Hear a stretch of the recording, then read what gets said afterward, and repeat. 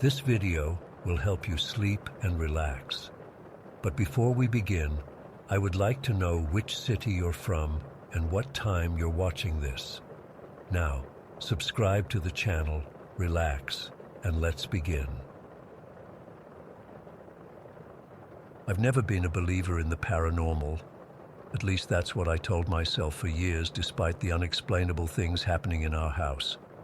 But after what I experienced last Tuesday, I can't deny it anymore. I need to get this off my chest because it's eating me alive. And maybe someone here has gone through something similar and can help me make sense of it all. My family and I have lived in this old Victorian-style house for almost 15 years now. It's a beautiful place with high ceilings, creaky wooden floors, and enough history to fill a book. Mom always said the house had character, but I don't think any of us realized just how much character it actually had. The first incident happened when I was about 12. I was walking down our long hallway to my bedroom when something flew past my head and smacked against the wall. When I turned around, I found a single garlic clove on the floor. I remember standing there completely frozen, trying to figure out how a garlic clove had just launched itself across the room. The kitchen was on the opposite side of the house, and I was alone on that floor. Mom was downstairs doing laundry, and my younger brother was at soccer practice with Dad. There was absolutely no logical explanation for what had happened. I told my parents about it that night at dinner, and they brushed it off as me being dramatic or misremembering. "Maybe you bumped into something and didn't notice," Dad suggested. But I knew what I saw. That was just the beginning. Over the years, little things would happen. Items would disappear and reappear in strange places. Doors would close by themselves, and sometimes we'd hear footsteps upstairs when everyone was downstairs. We joked about having a house ghost, but deep down, I think we all knew something wasn't right. Then Grandma moved in with us after Grandpa died. That's when things got really weird.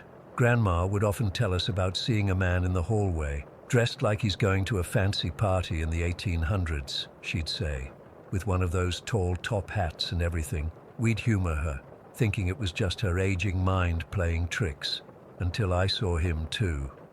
It was a regular Tuesday morning during summer break about 3 years ago. I came downstairs for breakfast, and there he was, sitting at our kitchen table like he belonged there, a man in a dark suit with a top hat resting on the table beside him. He had a full beard, neatly trimmed, and was staring out the window. I froze in the doorway, my heart pounding so hard I could feel it in my throat. I blinked, and he was gone. I told Grandma about it, and her eyes went wide. She pulled out an old photo album and flipped through the pages until she found what she was looking for. A faded sepia photograph of a man who looked exactly like the one I'd seen. "That's my grandfather," she whispered.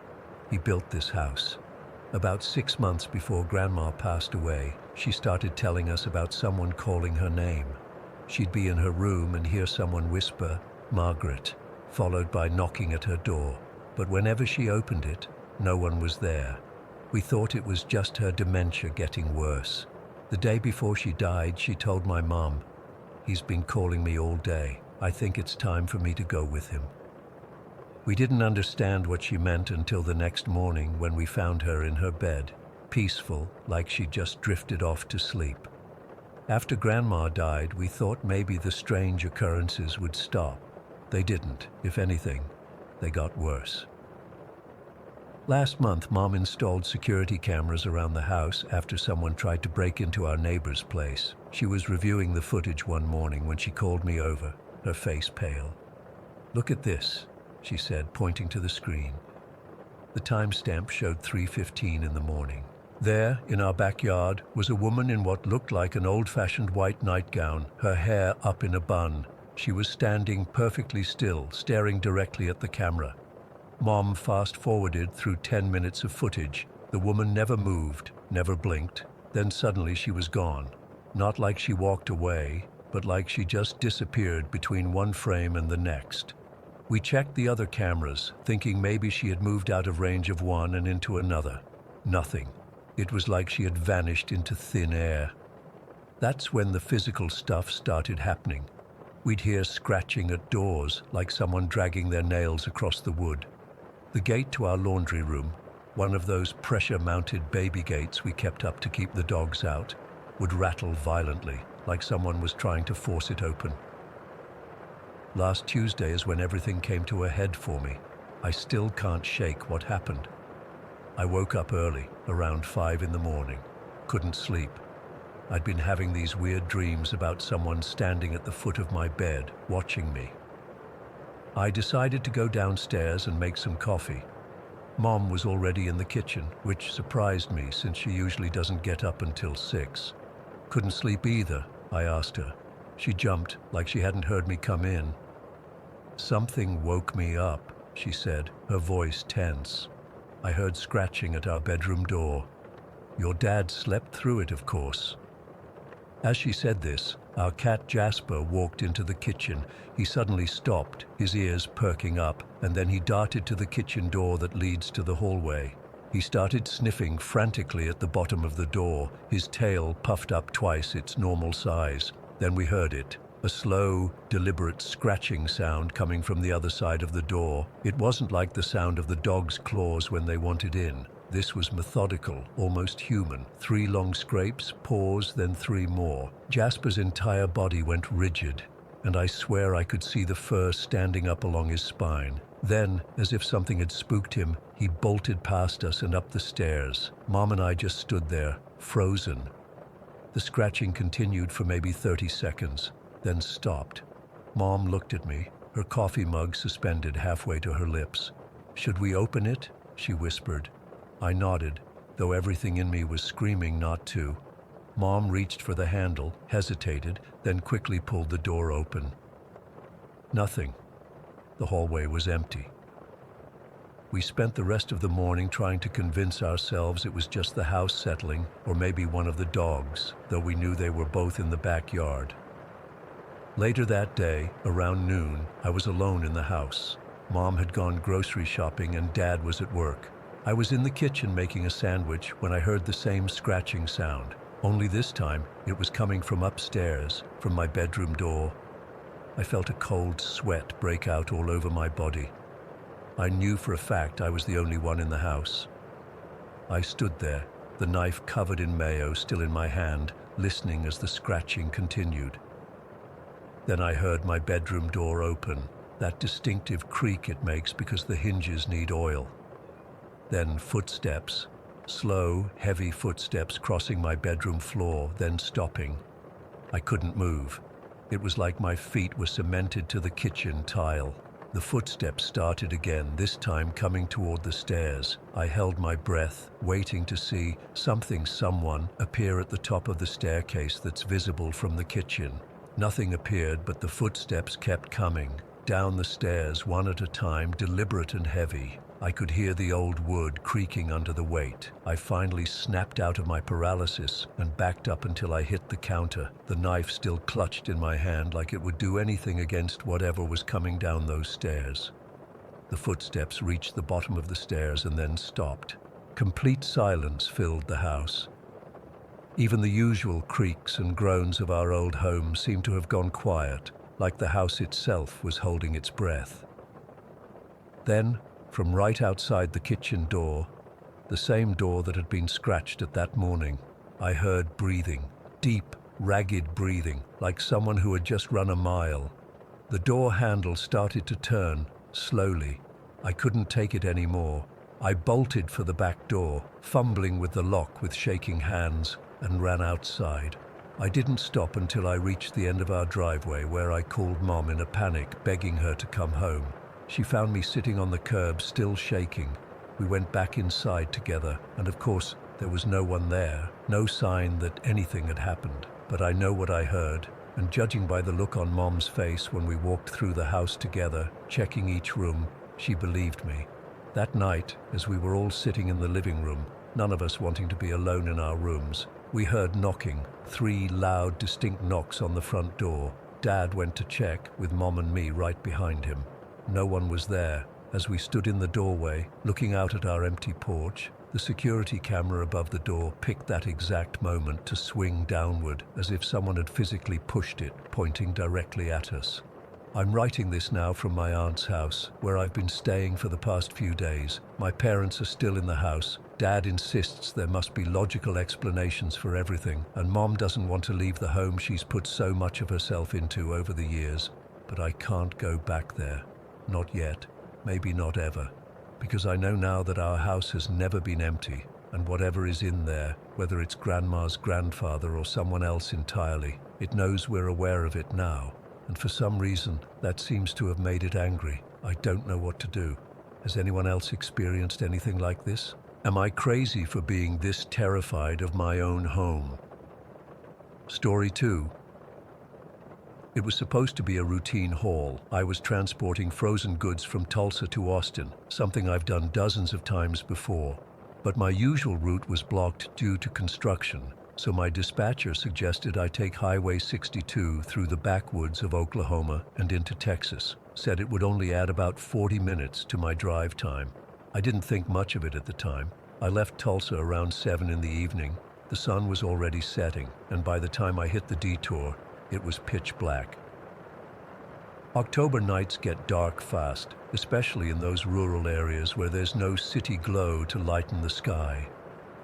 I remember thinking how eerily quiet the radio was getting, stations fading in and out until there was nothing but static. I switched it off and drove in silence. About an hour into this stretch of highway, I noticed something felt off. I'm used to driving at night, actually prefer it because there's less traffic, but this road was unnaturally empty. No cars passing in either direction, no lights from farmhouses or gas stations, just my headlights cutting through the darkness and endless trees crowding the roadside. I checked my GPS to make sure I hadn't somehow gotten on the wrong road. Nope, still Highway 62. Signal was weak but working. I figured maybe this was just a road locals avoided at night. Not uncommon. Some rural highways are dangerous after dark with deer crossings and blind curves. That's when I noticed the headlights in my rearview mirror. At first, I was relieved to see another vehicle. The headlights stayed behind me at a consistent distance for about 20 minutes. The road had occasional passing zones, so I slowed down a bit, thinking they might want to go around. They just maintained the exact same distance. I flashed my lights a couple times, signaling they could pass, but they just stayed there. I couldn't make out what kind of vehicle it was. The lights seemed unusually bright, making it hard to see anything but the glare. After a while, it started getting under my skin. Why wouldn't they just pass me? Then things got weird. I rounded a bend, and suddenly the headlights were gone, just disappeared. I felt a wave of relief, thinking they must have turned off onto some side road I hadn't noticed. But then I heard it, the unmistakable sound of a diesel engine right behind me. Not in the distance, but literally right on my tail. I checked all my mirrors frantically. Nothing. Not a single light, but the sound was clear as day. It was like something was drafting right behind my trailer, close enough that I should have been able to see it, but there was nothing there. My truck has those little clearance lights that illuminate a bit of the road behind me, and there was absolutely nothing visible. My heart was pounding so hard I could feel it in my throat. I sped up to 65, then 70. The engine noise stayed with me, perfectly matching my speed. I white-knuckled the steering wheel for the next several miles, trying to convince myself it was just some weird acoustic trick, maybe sound bouncing off the trees or my own engine echoing somehow. After about 15 minutes of this, the sound faded. I started to breathe again, telling myself I was just tired and my mind was playing tricks on me. I decided to find the next truck stop and take a break, maybe grab some coffee. That's when I saw it. About a quarter mile ahead, something was blocking the road. As I got closer, I realized it was another semi, parked sideways across both lanes. There was no way around it. Trees crowded the shoulders on both sides. I slowed to a stop about 50 feet away and hit my high beams. It was an old truck, much older than you typically see on the roads these days. The trailer was a plain white box trailer with no markings, no company logo, nothing. It looked ancient, like something from the 70s, but somehow pristine. The cab was one of those old square-nosed models with round headlights, but they weren't on. I honked my horn a few times, thinking maybe the driver had broken down or fallen asleep. No response. I waited a couple minutes, honked again, longer this time, still nothing. I grabbed my flashlight from the glove compartment and stepped out of my truck. The moment my boots hit the asphalt, I was struck by how quiet it was. No insects chirping, no distant traffic noise, not even wind in the trees, just dead silence. I approached slowly, flashlight beam bouncing ahead of me. "Hello?" I called out. "You need some help?" My voice sounded strange, like it wasn't carrying properly. When I reached the cab, I shined my light inside. Empty. No driver, no personal items, nothing. The key wasn't even in the ignition. I circled around to check if someone was behind the truck or working underneath it. Nothing. That's when I heard it. A faint tapping sound coming from inside the trailer. Tap, tap, tap, pause, tap, tap, tap. I froze. "Hello? Somebody in there?" I called out. The tapping stopped immediately, then started again, louder. Tap, tap, tap. I moved toward the back of the trailer, my flashlight beam shaking now because my hand wouldn't stay steady. The trailer doors were the old-fashioned kind with the handle and latch mechanism. As I got closer, I noticed there wasn't any DOT number or license plate, nothing identifying this rig at all. I hesitated before touching the handle. Every instinct told me to get back in my truck and call for help. But I was in the middle of nowhere with no cell service, and what if someone was trapped in there? What if they needed medical attention? "I'm going to open the door, okay?" I called out. The tapping stopped again. Complete silence. I reached for the handle. It was ice cold to the touch, much colder than it should have been on an October night in Oklahoma. I turned it and pulled.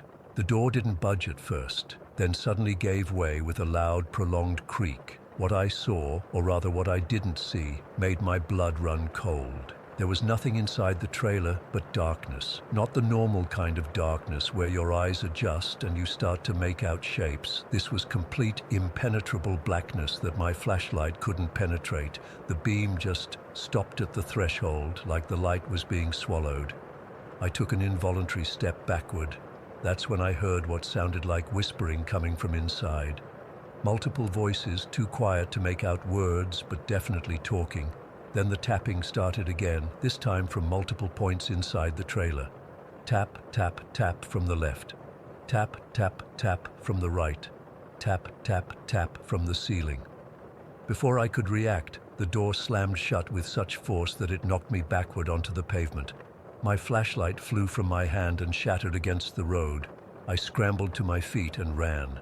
I didn't look back until I reached my truck. When I did, I couldn't believe what I was seeing. The truck blocking the road was gone, completely vanished. The road ahead was empty. I jumped into my cab and locked the doors, hands shaking so badly I could barely get the key in the ignition. I cranked the engine and floored it, tires squealing as I took off down the highway. I drove well over the speed limit for the next hour, constantly checking my mirrors, convinced something was following me. Nothing appeared, but I couldn't shake the feeling of being watched. Around 2 a.m, I finally saw the lights of a truck stop near Dallas. I pulled in and parked, then just sat there for a while, trying to process what had happened. Was I hallucinating from fatigue? Had I fallen asleep at the wheel and dreamed the whole thing? I went inside to get coffee, still shaken. There was an old-timer sitting at the counter, looked like he'd been driving trucks since before I was born. I don't know what made me tell him what happened, but I did. He didn't laugh or look at me like I was crazy. He just nodded slowly and said, "Highway 62. You're lucky you made it out, son. That stretch between Henrietta and Seymour? Truckers don't take that road at night. Not the ones who've been around a while." I asked him what he meant, and he told me there have been stories about that highway for decades. Trucks that appear and disappear, phantom lights that follow drivers for miles. People who've taken that route and never reached their destination. Local legend says the highway was built over an old trail where some bad things happened, he said. Real bad things. Some folks believe that whatever evil was done there is still hanging around, looking for company. I'm not a superstitious person, never believed in ghosts or anything like that, but I know what I saw, what I experienced. I finished my delivery to Austin the next day, taking a much longer route that added hours to my journey. My dispatcher wasn't happy, but I didn't care. It's been almost a year now, and I've turned down every job that would take me anywhere near Highway 62. I don't care what it costs me in terms of miles or money. Nothing could make me drive that road again, especially at night. Sometimes when I'm driving at night and see headlights behind me, I get a cold feeling in my gut. And sometimes, just as I'm falling asleep, I hear that tapping sound. Tap, tap, tap. Like whatever was in that trailer is still trying to get my attention. I don't know what would have happened if I'd stepped inside that trailer. I don't want to know. All I know is that there are things out there on certain lonely stretches of highway that can't be explained. Things that shouldn't exist but do. I still drive trucks, still make my living on the road, but I check my routes carefully now, and I never ever take detours through unfamiliar back roads after dark. Some places aren't meant to be traveled through. Some roads lead to destinations that aren't on any map, and sometimes when I tell this story to other truckers, one of them will go quiet and nod, like they've seen something similar themselves. We don't talk about it much beyond that. What would be the point? Who would believe us anyway? All I know is that Highway 62 through those backwoods belongs to something else after dark, something that doesn't want company, or maybe wants it too much. Either way, I'm never going to find out what it is. That's one mystery I'm happy to leave unsolved. Story 3. I've always been a solitary hiker. There's something about being alone in nature that resets my brain like nothing else can. No phone calls, no emails, no people asking for things. Just me, the trees, and the sky. I've hiked most of the well-known trails in my region, so when my buddy Mike mentioned an off-grid trail called Whispering Pines near the Catskills, I was immediately interested. Almost nobody goes there, he said. It's perfect for someone like you who hates crowds on trails. He was right about that. I can't stand those Instagram-famous spots where you have to wait in line to take a photo. What's the point of going into nature if you're bringing the whole damn city with you? I planned to go on a Friday, thinking I'd spend one night camping and come back Saturday afternoon. Nothing extreme. I've done dozens of overnight hikes before. I packed light, tent, sleeping bag, water filter, one change of clothes, first aid kit, and enough food for 2 days, my usual setup. The drive took about 3 hours. I arrived at what I thought was the trailhead around 4 in the afternoon. The GPS had lost signal about 20 minutes before I reached the spot, but Mike's directions were decent enough. There was a small clearing where I could park my car and a weathered wooden sign that I assumed marked the trail. The sign was so faded I could barely make out Whispering Pines carved into it. Close enough. I shouldered my pack and started walking.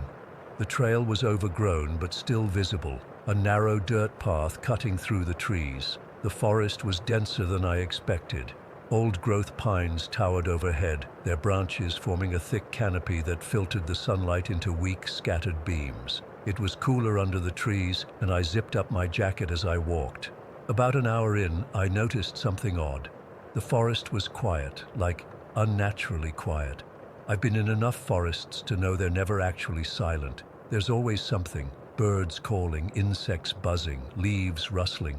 But here, nothing. Just the sound of my boots crunching on fallen pine needles and dead leaves. I figured it was just the time of day or maybe the season, though I couldn't shake the feeling that something was off. The silence felt heavy, like it was pressing against my eardrums. I tried whistling to break it, but the sound seemed to fall flat, as if the air itself was swallowing it. By the time I found a suitable clearing to set up camp, the sun was already sinking. The canopy was so thick I couldn't actually see the sky, just a darkening of the filtered light. I set up my tent quickly and gathered some wood for a small fire. The wood was damp and it took longer than usual to get it going, but I finally managed a decent flame. I heated up my dinner, one of those freeze-dried camping meals, and ate while staring into the fire. That's when I first noticed the whispering. It was so faint at first that I thought it was just the fire crackling or my own breathing. But then it grew slightly louder, more distinct. It sounded like voices, multiple voices, whispering just below the threshold of comprehension. I looked around, thinking maybe there were other hikers nearby, but the clearing was empty except for me. "Hello?" I called out. My voice sounded muffled, like I was speaking through a pillow. No response, just more whispers. I got up and walked the perimeter of the clearing, peering into the darkness between the trees. Nothing. The whispers continued, seemingly coming from all directions at once. I couldn't make out words, just the cadence of speech, like dozens of people having hushed conversations. I'm not easily spooked. I've camped alone in remote places plenty of times, but this was different. The whispering, combined with the unnatural silence of the forest, set my nerves on edge. I decided to turn in early, hoping that whatever was happening would stop once I was inside my tent. It didn't. Inside the tent, the whispering actually seemed louder. I zipped my sleeping bag up to my chin and put in my earplugs, which I always bring for camping. They barely muffled the sound. I checked my watch, 9:30. I tried to convince myself it was just the wind, but there was no wind. The air was completely still. I must have dozed off at some point because I woke suddenly to the sound of footsteps, slow, deliberate footsteps circling my tent. My earplugs had fallen out and the whispering was still there, but now there was this new sound, crunch, crunch, crunch, like someone walking slowly around my tent. The footsteps stopped directly outside the entrance. I could hear breathing, slow and heavy, like someone was standing there, mouth close to the thin fabric of my tent. I lay frozen in my sleeping bag, heart hammering against my ribs. My flashlight was next to me, but I was too terrified to reach for it. The breathing continued for what felt like an eternity. Then, slowly, the footsteps started again, circling once more before fading away. The whispering remained. I didn't sleep for the rest of the night. I lay there, rigid with fear, listening to the whispering voices and occasional footsteps in the distance. When the first hint of daylight filtered through the tent fabric, I practically lunged for the zipper. Outside, the forest looked normal, or as normal as it had the day before. The unnatural silence persisted, broken only by those indistinct whispers that seemed to emanate from the trees themselves. My fire had died out completely. Not even embers remained, which was strange because I'd built it to last. I didn't bother with breakfast. I packed up my gear as quickly as possible, determined to get back to my car and the hell out of there. That's when I realized I couldn't find the trail. I was sure, absolutely sure, that I'd entered the clearing from the east. I remembered noticing how the last of the sunlight had hit my face as I set up camp. But when I went to that side of the clearing, there was no trail, just dense underbrush and tightly packed trees. I circled the entire clearing, looking for any sign of the path I'd followed the day before. Nothing. It was as if the trail had simply vanished overnight. No problem, I thought. I have a compass. I always bring a compass as backup, even though I rarely need it. I pulled it out of my pocket and nearly dropped it when I saw the needle spinning wildly, around and around, never settling on a direction. I checked my phone next. No signal, as expected, but the GPS should still work. The screen showed only a blue dot in the middle of a blank map. No terrain features, no trails, nothing. Okay, I told myself, don't panic. The sun rises in the east. I'll just walk east until I hit a road or trail, except I couldn't see the sun through the dense canopy. I picked a direction that felt right and started walking, marking trees with small pieces of bright orange surveyor's tape I carry in my pack. After what my watch said was an hour of hiking, I spotted one of my orange markers ahead. Somehow, I'd walked in a circle, despite being certain I'd maintained a straight line. I tried again, picking a different direction, concentrating hard on walking straight. Same result. I ended up back where I started. By my third attempt, exhaustion was setting in. I hadn't slept well, hadn't eaten, and the constant stress was draining me. The whispering had grown louder, more insistent, and I swear I could almost make out words now and then, my name among them. I sat down on a fallen log to rest, trying to think clearly. That's when I noticed the silence had deepened even further. The sound of my own movements, the crunch of leaves, the rustle of my clothing seemed muted, like I was underwater. Even the whispering had stopped. I looked up, and my blood turned to ice.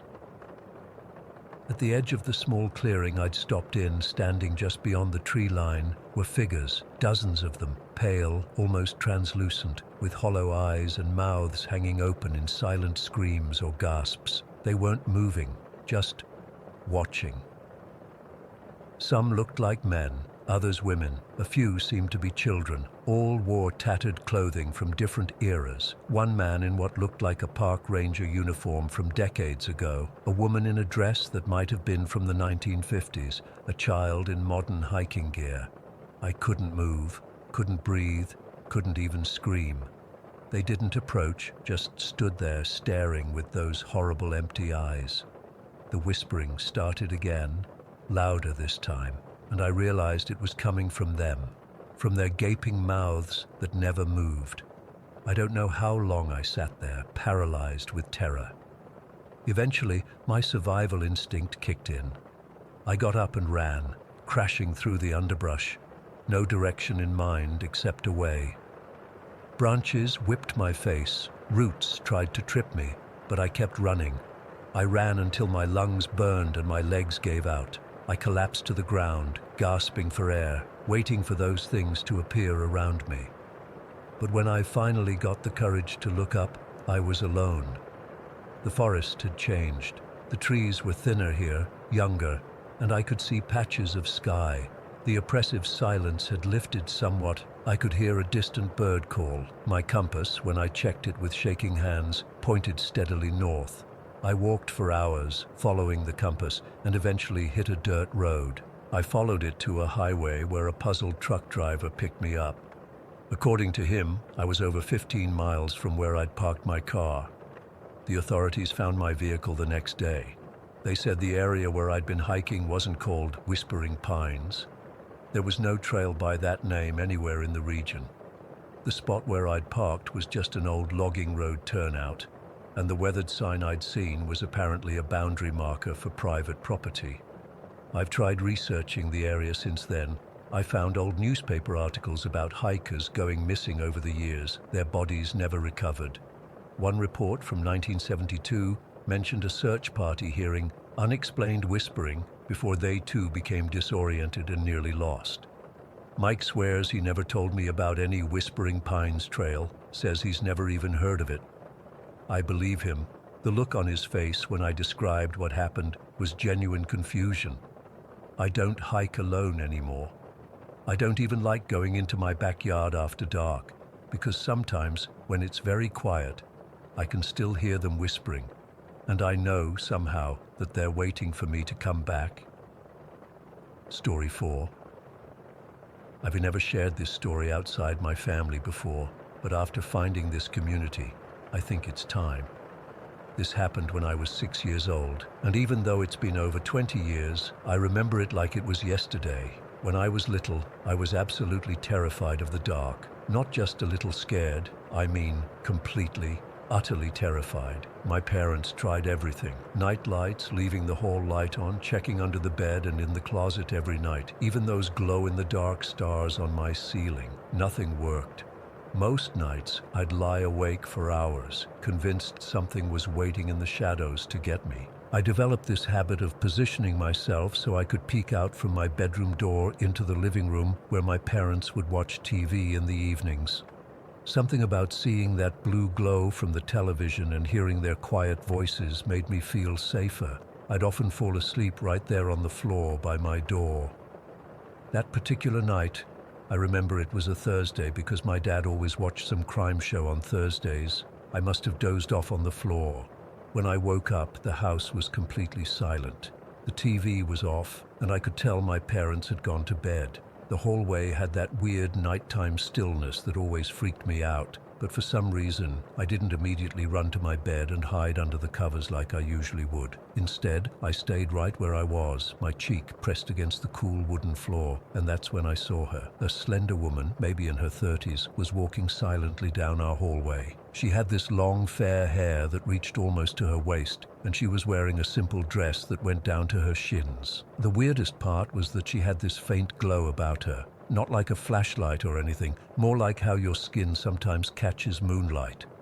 She wasn't see-through at all, but something about her just didn't seem normal. The woman was holding her arms close to her chest, the way you'd carry a tiny baby. She was looking down at whatever she was holding, completely focused on it. My first thought wasn't even fear, which is strange considering how terrified of everything I usually was. Instead, I just knew with absolute certainty that this wasn't my mom. My mom had short hair in a bob cut and never wore nightgowns or dresses to bed. She was always in those matching pajama sets. The woman walked silently past my bedroom door. She didn't look at me or acknowledge me at all, just kept walking, looking down at whatever she was holding against her chest. The way she moved was strange too, smooth, like she was gliding more than walking. Here's where it gets really weird. Instead of being scared out of my mind, I felt calm, peaceful even. It was like I instinctively knew she wasn't there to hurt me. I can't explain how I knew this, I just did. I waited for her to come back. The layout of our house was such that there was a large dining table at the end of the hallway that blocked any path further. She couldn't have gone anywhere except back the way she came, but she never reappeared. After waiting what felt like forever, probably just a few minutes, curiosity got the better of me. I got up off the floor and peered down the hallway. Nothing. I tiptoed into the living room, half expecting to see her there. Empty. The kitchen was dark and silent too. I even mustered up the courage to check my parents' bedroom. The door was cracked open, and I could see them both sound asleep. My mom was snoring lightly, definitely not wandering around the house.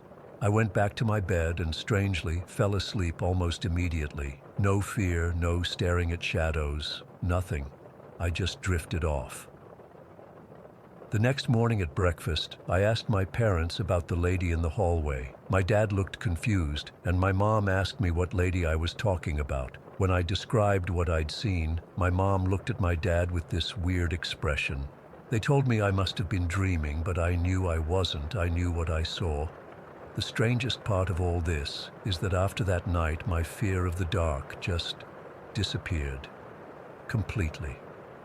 I started sleeping with my door closed, no nightlight, nothing. It was like whatever had been scaring me was just gone. I never saw the woman again, at least not clearly like that first time. But over the years, I've felt her presence in the house. It's hard to explain to someone who hasn't experienced it, but it's like when you know someone's in a room with you even without seeing or hearing them.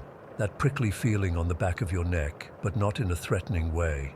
My parents never moved out of that house, and when I visit them now, I still feel her sometimes. The weird thing is, over the years, both my parents and my younger sister have mentioned feeling something similar. My dad will joke about items being moved slightly or doors being opened that he swears he closed. My mom has mentioned hearing humming sometimes when she's alone in the house. My sister, though, has never been comfortable with it. She says she feels watched in certain parts of the house, especially near my old bedroom. About 10 years after my experience, my mom was cleaning out the attic and found some old documents. Turns out, the house was built in the 1930s by a couple who lived there for decades. The woman had lost a baby shortly after birth and reportedly never quite recovered from the grief. When my mom told me this, I got chills all over my body. I immediately thought of how the woman I saw was cradling something to her chest.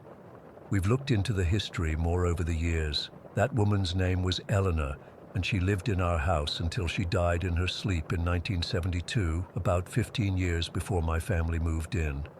There's a picture of her and her husband in the County Historical Society's archives. She had long, fair hair, just like the woman I saw. My family has come to accept our house resident, as we call her. We joke about her sometimes. If something goes missing, we blame Eleanor.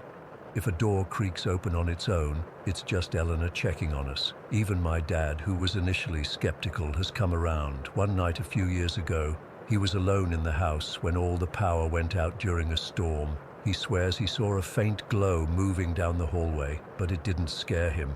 He said he felt comforted. Only my sister remains uncomfortable. When she visits my parents, she refuses to sleep in my old room. She says it feels crowded, like someone standing over the bed watching, but she's always been more sensitive to that kind of thing. As for me, I've never been afraid of the dark since that night. Sometimes I wonder if that was Eleanor's purpose, to help a frightened child overcome his fears. I've had friends tell me I should be freaked out by the whole thing, but honestly, I've never felt threatened by her presence. If anything, the house would feel weirdly empty without her. I've gone on to study psychology and human perception, partly inspired by my experience. I've looked into all the rational explanations: sleep paralysis, hypnagogia, childhood imagination. Maybe there is a logical explanation for what I saw. Maybe my brain, desperate to overcome my fear of the dark, created a non-threatening figure to help me feel safe. But that doesn't explain the continued feelings my family has had in that house for over 20 years. It doesn't explain the specific details about Eleanor that matched what I saw, details I couldn't have known as a child. Sometimes when I visit my parents, I'll sit in my old room late at night, hoping to see her again. I never have, not clearly like that first time. But occasionally, out of the corner of my eye, I'll catch what looks like a faint glow moving down the hallway. And instead of fear, I feel that same sense of peace I felt as a child. I still don't know exactly what I saw that night. Was it a ghost, a guardian angel, or just the imagination of a scared little kid? Whatever it was, it changed me. And even now, when I'm in that house, I still feel like Eleanor is watching over us, not in a creepy way, but like a benevolent guardian. The house wouldn't be the same without her. Story 5. I still don't know how to explain what happened to me. I've been sitting on this for years, trying to make sense of it all, but I can't. I need to get this off my chest because it's eating me up inside, and maybe someone here has experienced something similar. Back in 2013, when I was 11, my parents got divorced. It was a rough time. My mom moved across the country for a job opportunity, and I stayed with my dad, who's blind. We couldn't afford the house we were living in anymore, so we moved to this older place in Oak Ridge that had previously belonged to an elderly couple who had both passed away within months of each other. The house was a 3-story building with this weird layout. My dad took the main floor because it was easier for him to navigate with his blindness. He didn't need to worry about stairs that way. I got the entire 3rd floor to myself, which had once been an apartment for the previous owner's daughter. It was pretty cool having all that space as a kid. My own bathroom, a small kitchenette area, and plenty of room for my stuff. For the first year, everything was normal. I mean, as normal as things could be after your parents split up and you moved to a new town. I was adjusting to middle school, making new friends, and getting used to our new living situation. My dad and I developed routines that worked for us. I helped him with things he couldn't do because of his blindness, and he gave me more independence than most kids my age had. But then in 2014, weird stuff started happening. Nothing major at first, just little things that made me question if I was seeing things correctly. The first incident I clearly remember was when I was sitting with my dad in the living room. We were watching TV. Well, I was watching, and he was listening, and there was a can of Coke on the coffee table. I glanced down at my phone for maybe 5 seconds, and when I looked back up, the can had moved several inches to the right. I thought maybe I'd bumped the table without noticing, but it was a heavy wooden table that didn't move easily. A few weeks later, I was doing homework at the dining table. I put my pencil down to check something on my phone, and it rolled across the table. Nothing weird about that, right? But then it stopped rolling and started moving back toward me, like someone had pushed it. The table wasn't slanted. I checked immediately. I remember the cold feeling that washed over me. I told myself it was just my imagination. By 2015, things got worse, especially on the 3rd floor where my room was. I started feeling really uneasy up there, like I wasn't alone. One winter evening, I was doing homework at my desk when my space heater suddenly turned on by itself. It wasn't one with a timer or anything. You had to physically push the button to turn it on. I was completely alone in my room, and no one else was even home. The sensation of being watched was overwhelming. I bolted downstairs and didn't go back up until my dad got home from his night class. That's when I started seeing things. Dark figures with no distinguishable features. They'd appear in the corners of my room at night, sometimes standing perfectly still, sometimes moving slowly along the walls. The worst was when they would stand at the foot of my bed just staring at me. I couldn't see eyes or a face, but I could feel them watching me. I started sleeping with all the lights on. I didn't tell my dad about any of this. What was I supposed to say? "Hey Dad, I think our house is haunted." He'd think I was making stuff up for attention, or that I was struggling with the divorce more than I let on. Plus, him being blind, he couldn't verify any of the visual stuff I was experiencing. And honestly, I didn't want to scare him. He had enough to deal with. By 2018, I was 16 and had mostly gotten used to the weird occurrences. They never stopped completely, but I'd learned to live with them. I'd tell myself it was just my imagination or find logical explanations for things. The house was old. Old houses make noises. Maybe the space heater had a faulty switch. Maybe I was sleepwalking or having vivid dreams.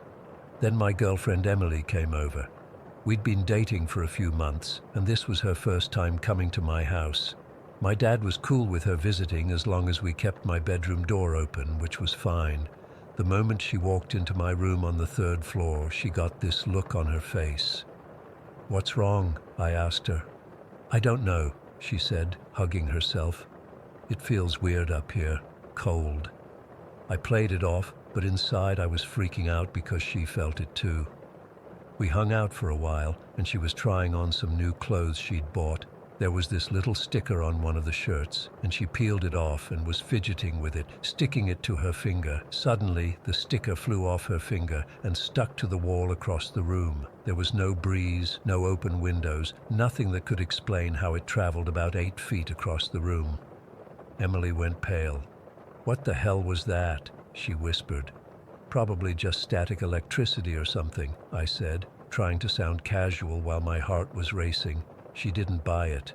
After that, she always made excuses not to come to my house. We'd hang out at hers instead, which was fine by me.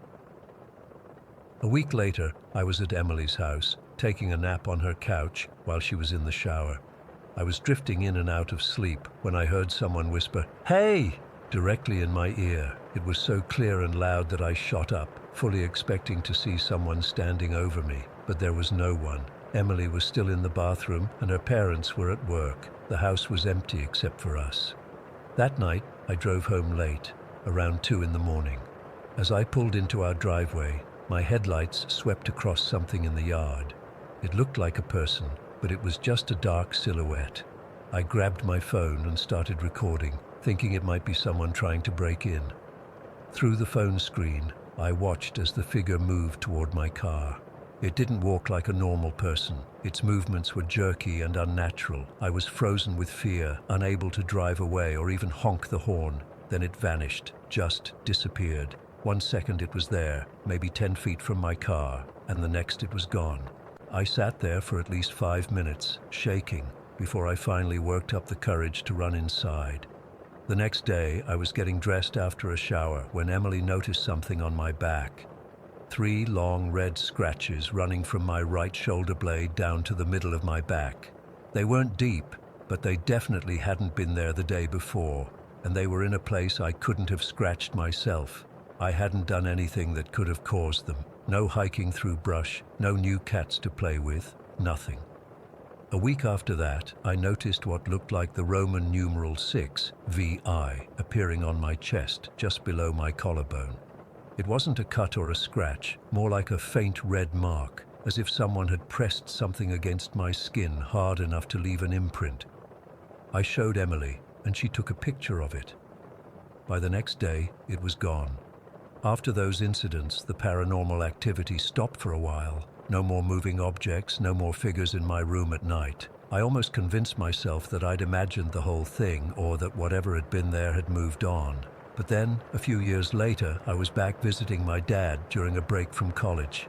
I was staying in my old room on the third floor. It was winter again, and I was sitting at my old desk when the space heater turned on by itself, just like it had years before. That same feeling of being watched washed over me, and I knew immediately that whatever had been tormenting me hadn't left. It had just been waiting. I left the next day and made up an excuse about needing to get back to campus early. I've only been back to the house a handful of times since then, and I never stay overnight if I can help it. I've spent countless hours researching the history of the house, trying to find out if anyone died there besides the elderly couple, or if the land has some significant past. I've found nothing unusual. The previous owner's daughter is still alive and living in Florida. I even reached out to her once, asking if she ever experienced anything strange in the house, but she never responded. I don't know what was in that house or why it seemed to focus on me. I don't know what the scratches or the Roman numeral meant. I don't know if it was tied to the house itself or if it followed me to Emily's that day. All I know is that it was real. Emily saw it too, and I still get chills thinking about that figure approaching my car in the middle of the night. Sometimes I wonder if it's still there, waiting for me to come back, or if it's found someone new to torment. Story 6. I've been a trucker for almost 20 years now, and in all that time I've seen plenty of weird shit on the road. You get used to the hallucinations from sleep deprivation, the strange roadside attractions, and the occasional meth head at a truck stop trying to sell you genuine alien artifacts that are clearly just melted action figures. But what happened to me 3 months ago on I-90, I still can't explain it. I haven't told anyone except my therapist, who probably thinks I'm having some kind of breakdown. Maybe I am. It was supposed to be a routine haul, furniture delivery from Boston to Seattle. Good money, tight deadline. Nothing I hadn't done 100 times before. The company needed it there in 4 days, which meant pushing the limits of what's legally allowed for driving hours. Not that uncommon in this business, unfortunately. I was about 36 hours into the trip somewhere in Montana. It was late October, already dark by 6 in the evening, and I'd been driving since 5 that morning with only short breaks. The road was empty except for the occasional semi or car. My GPS had been acting weird for the last hour or so, freezing, then jumping ahead, showing roads that weren't even there. I figured it was just the mountains interfering with the signal. Around midnight, I started feeling that heavy-eyed drag that every trucker knows too well. I was planning to push through to the next rest stop, maybe another hour away. The coffee in my thermos had gone cold hours ago, but I swigged it anyway, grimacing at the bitter taste. That's when my CB radio crackled to life. At first, I thought it was just static. You get that a lot in remote areas. But then I heard a voice. It was faint, like whoever was speaking was really far away, but the words came through clear enough. "Don't stop. Whatever you do, don't stop." I sat up straighter, suddenly more alert. "Come again?" I said into the mic. Nothing but static answered me. "This is Big Red heading west on I-90. Who's out there?" I tried again, using my handle. More static, then the voice again, a little clearer this time. "If you see it behind you, just keep driving. Don't acknowledge it. Don't stop for anything." "See what?" I asked, but the radio went dead. Complete silence. I checked my mirrors instinctively. Nothing but darkness behind me. The hairs on the back of my neck stood up anyway. You develop instincts on the road, and something felt off. About 5 minutes later, I saw headlights in my rear view. Nothing unusual about that, except for how fast they were gaining on me. I was doing about 65, and whatever this was, it was coming up like I was standing still. I expected it to pass me. Maybe some rich asshole in a sports car who thought speed limits were for poor people.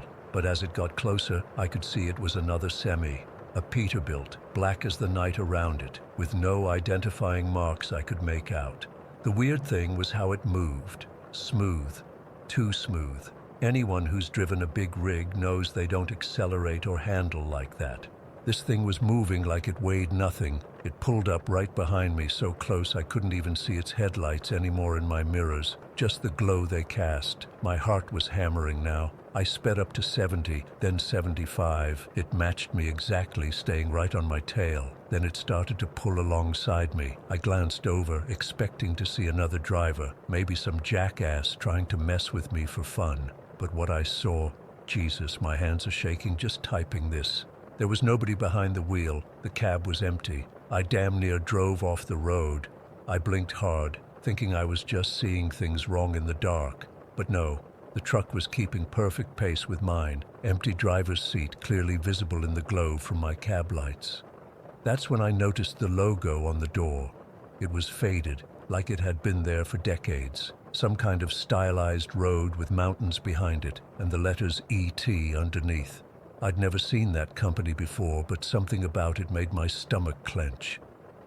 For maybe 10 seconds we drove side by side at 75 miles per hour. Me, white-knuckling the wheel, and this ghost truck, perfectly matching my speed. Then without warning, it swerved sharply to the right. I braced for the crash, for the sound of metal tearing across the guardrail. But there was nothing. The truck just disappeared, vanished into the darkness off the side of the road. No crash, no explosion, nothing. I was hyperventilating now, trying to make sense of what I'd just seen. Had I fallen asleep at the wheel? Was I hallucinating? I pinched myself hard enough to leave a bruise, slapped my own face. I was definitely awake. About 15 minutes later, I saw signs for a truck stop ahead. I wasn't planning to stop. That warning on the CB was echoing in my head, but I was so shaken I needed a minute to pull myself together. I needed to be around other people, to reassure myself I wasn't losing my mind. The place looked run down, even by truck stop standards. The sign read, "Last Chance Truck Stop," with several letters burnt out. The parking lot had maybe a dozen semis scattered around, but something about them looked off. They were all the same make, Peterbilts, like the one that had pulled up beside me. And they all looked abandoned, dust-covered, like they'd been sitting there for years. I parked as far from the other trucks as I could and went inside. The diner portion was nearly empty, just a waitress behind the counter wiping down the same spot over and over, and one customer in a booth at the far end. The waitress looked up when I came in. She was maybe 50, with dyed blonde hair and the tired eyes of someone who'd seen too much of life. "Coffee?" she asked as I sat at the counter. "Yeah, thanks," I said, voice shakier than I wanted it to be. "Pretty quiet tonight." She poured the coffee without looking at me. "Always is." I took a sip. It tasted like it had been sitting on the burner for days. I saw something weird on the road back there." Her hand paused for just a second before she went back to wiping the counter. "That right? Yeah, a truck with no driver. Sounds crazy, I know, but what company?" She interrupted, her voice suddenly tight. "I don't know. There was a logo, ETA something, had a road and mountains." She dropped her rag and grabbed my wrist. Her fingers were ice cold. "Eternal Transit," she whispered, glancing over at the man in the booth. "You should go. If you saw it, you don't want to be here." I looked over at the man in the booth. He hadn't moved, hadn't even seemed to notice our conversation. He was just staring out the window into the darkness, a cup of coffee untouched in front of him, and then I saw what he was wearing. A jacket with the same faded logo I'd seen on the ghost truck. My blood ran cold. "What the hell is going on here?" I asked, keeping my voice low. The waitress leaned in closer. "They've been coming here for years, the ones who see the trucks. They all stop, even though they're told not to." She glanced at the man again, and then they wait. "Wait for what?" "I don't know," she said, "but they never leave. The trucks sit out there gathering dust, and they sit in here drinking coffee that never gets cold, waiting for something I can't see." I stood up so fast I knocked my coffee over. "I need to go." She didn't try to stop me. "Don't stop again," was all she said as I backed toward the door. "Not until you're far away from I-90. As I hurried back to my truck, I looked more closely at the semis in the lot. They were all the same. Black Peterbilts with that same Eternal Transit logo. And they were all covered in a thick layer of dust, like they'd been sitting there for years without moving. But the really terrifying thing, Some of them had modern features, LED lights, newer model details, like they'd been manufactured recently. I got back in my cab and locked the doors, hands shaking so bad I could barely get the key in the ignition. As I was pulling out, I looked back at the diner one last time. The man from the booth was standing at the window now, watching me, and behind him, like shadows, I could see other figures, dozens of them, all standing perfectly still, just watching. I floored it out of there, heart pounding in my chest.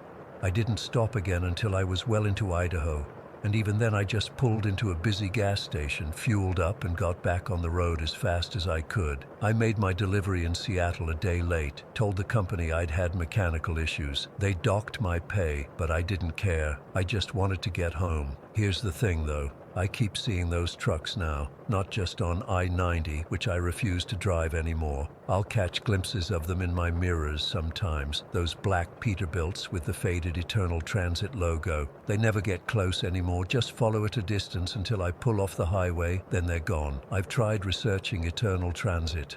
There's no record of any trucking company by that name, ever. I asked some old-timers at my company, and one guy, must have been in his 70s, went white as a sheet when I mentioned it. He refused to talk about it, just made the sign of the cross and walked away. Last week, I was at a truck stop in Ohio when I saw another driver staring at something in the lot. I followed his gaze and saw it. A black Peterbilt, no driver, pulling out onto the highway.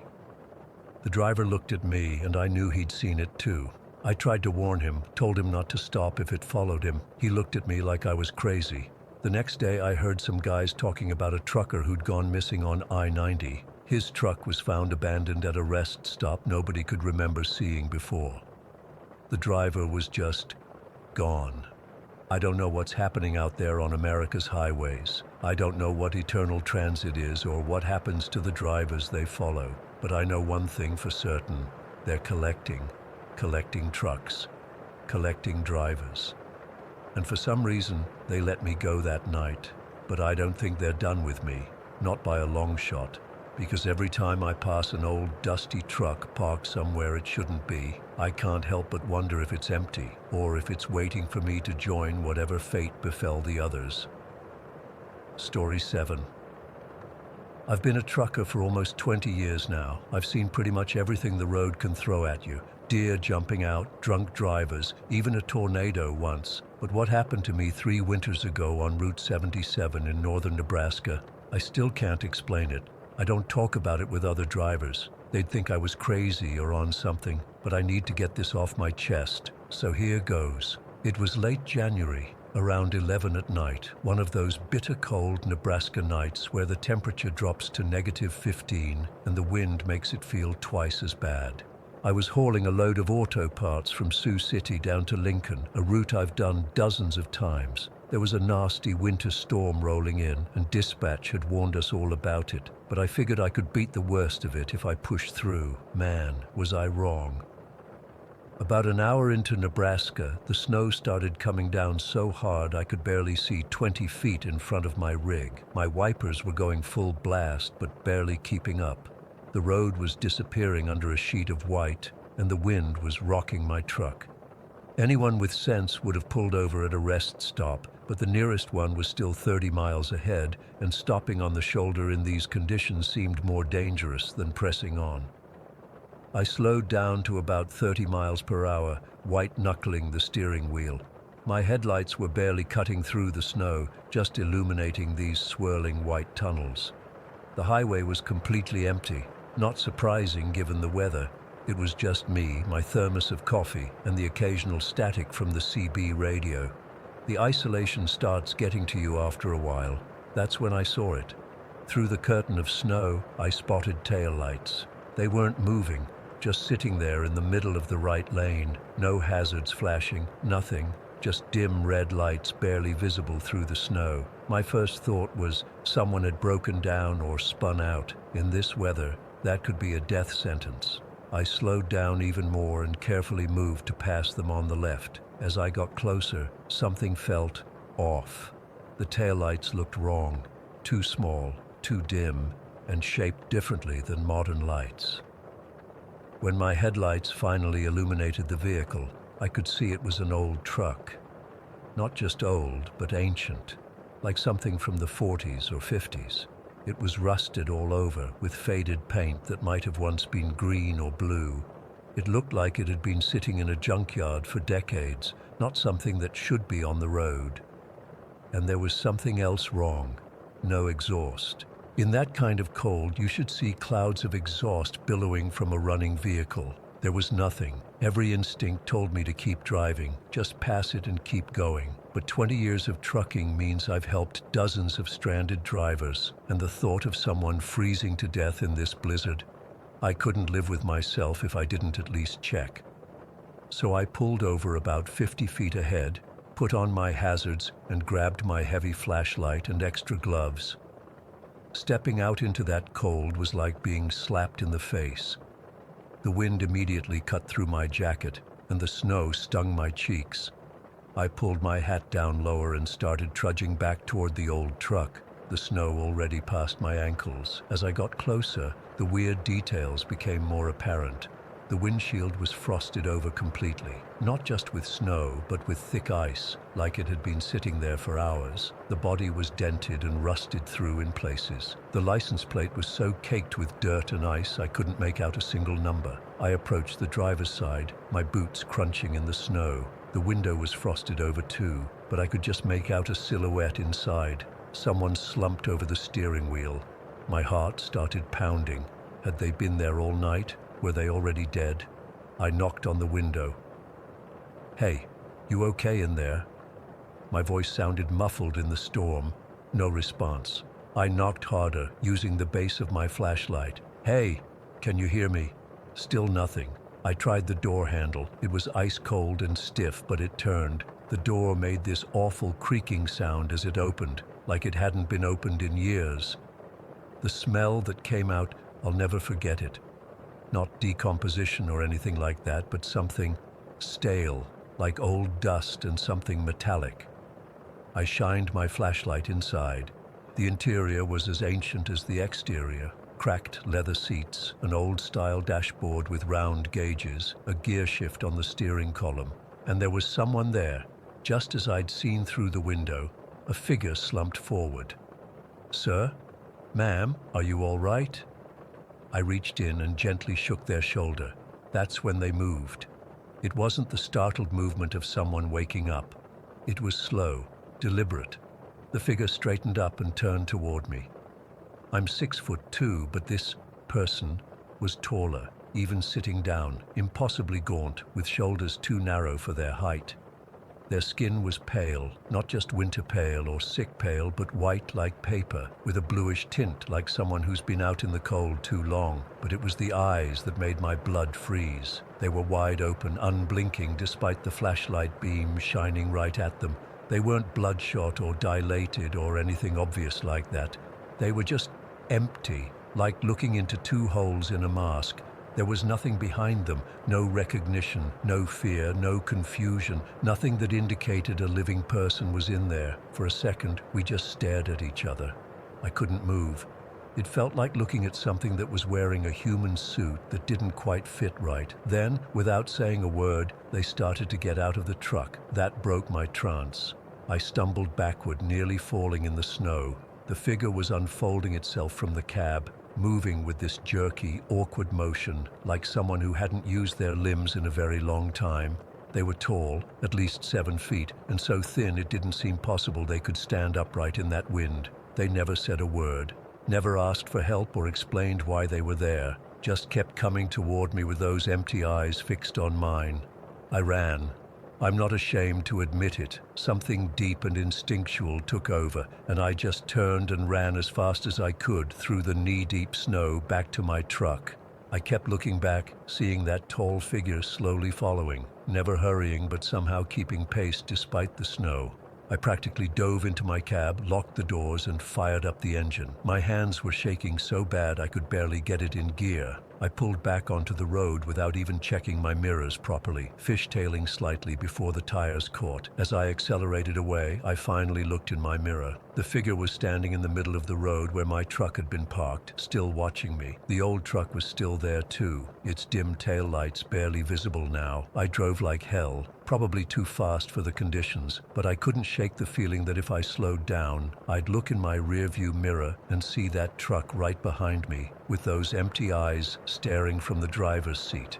I kept checking my mirrors for the next hour, expecting to see headlights gaining on me, but there was nothing, just empty, snow-covered highway behind me. I didn't stop until I reached Wahoo, about 2 hours south. I pulled into a truck stop where there were other people, other trucks, lights, and normality. I sat there shaking for a while, trying to make sense of what I'd seen. Maybe it was just some homeless person who'd found the truck. Maybe they were mentally ill or on drugs. Maybe the weird appearance was just my mind playing tricks in the storm and the darkness. But deep down, I knew better. Whatever I'd seen wasn't right, wasn't natural. I ended up sleeping in my cab that night, right there in the truck stop. The next morning I convinced myself I'd overreacted. Lack of sleep, bad weather, and isolation can make you see things that aren't there.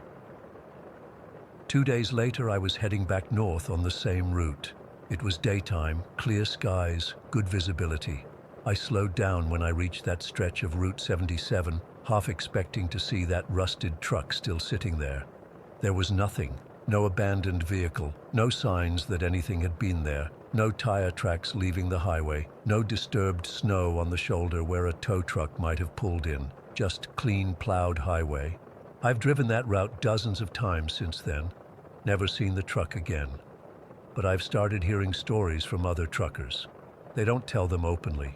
Usually it's late at night at some truck stop after a few beers, when someone will quietly mention seeing strange vehicles on empty highways, ghost trucks they call them, phantom hitchhikers. Most of the stories are different from mine, but there's always something about the eyes of the people they encounter, something not right, not human.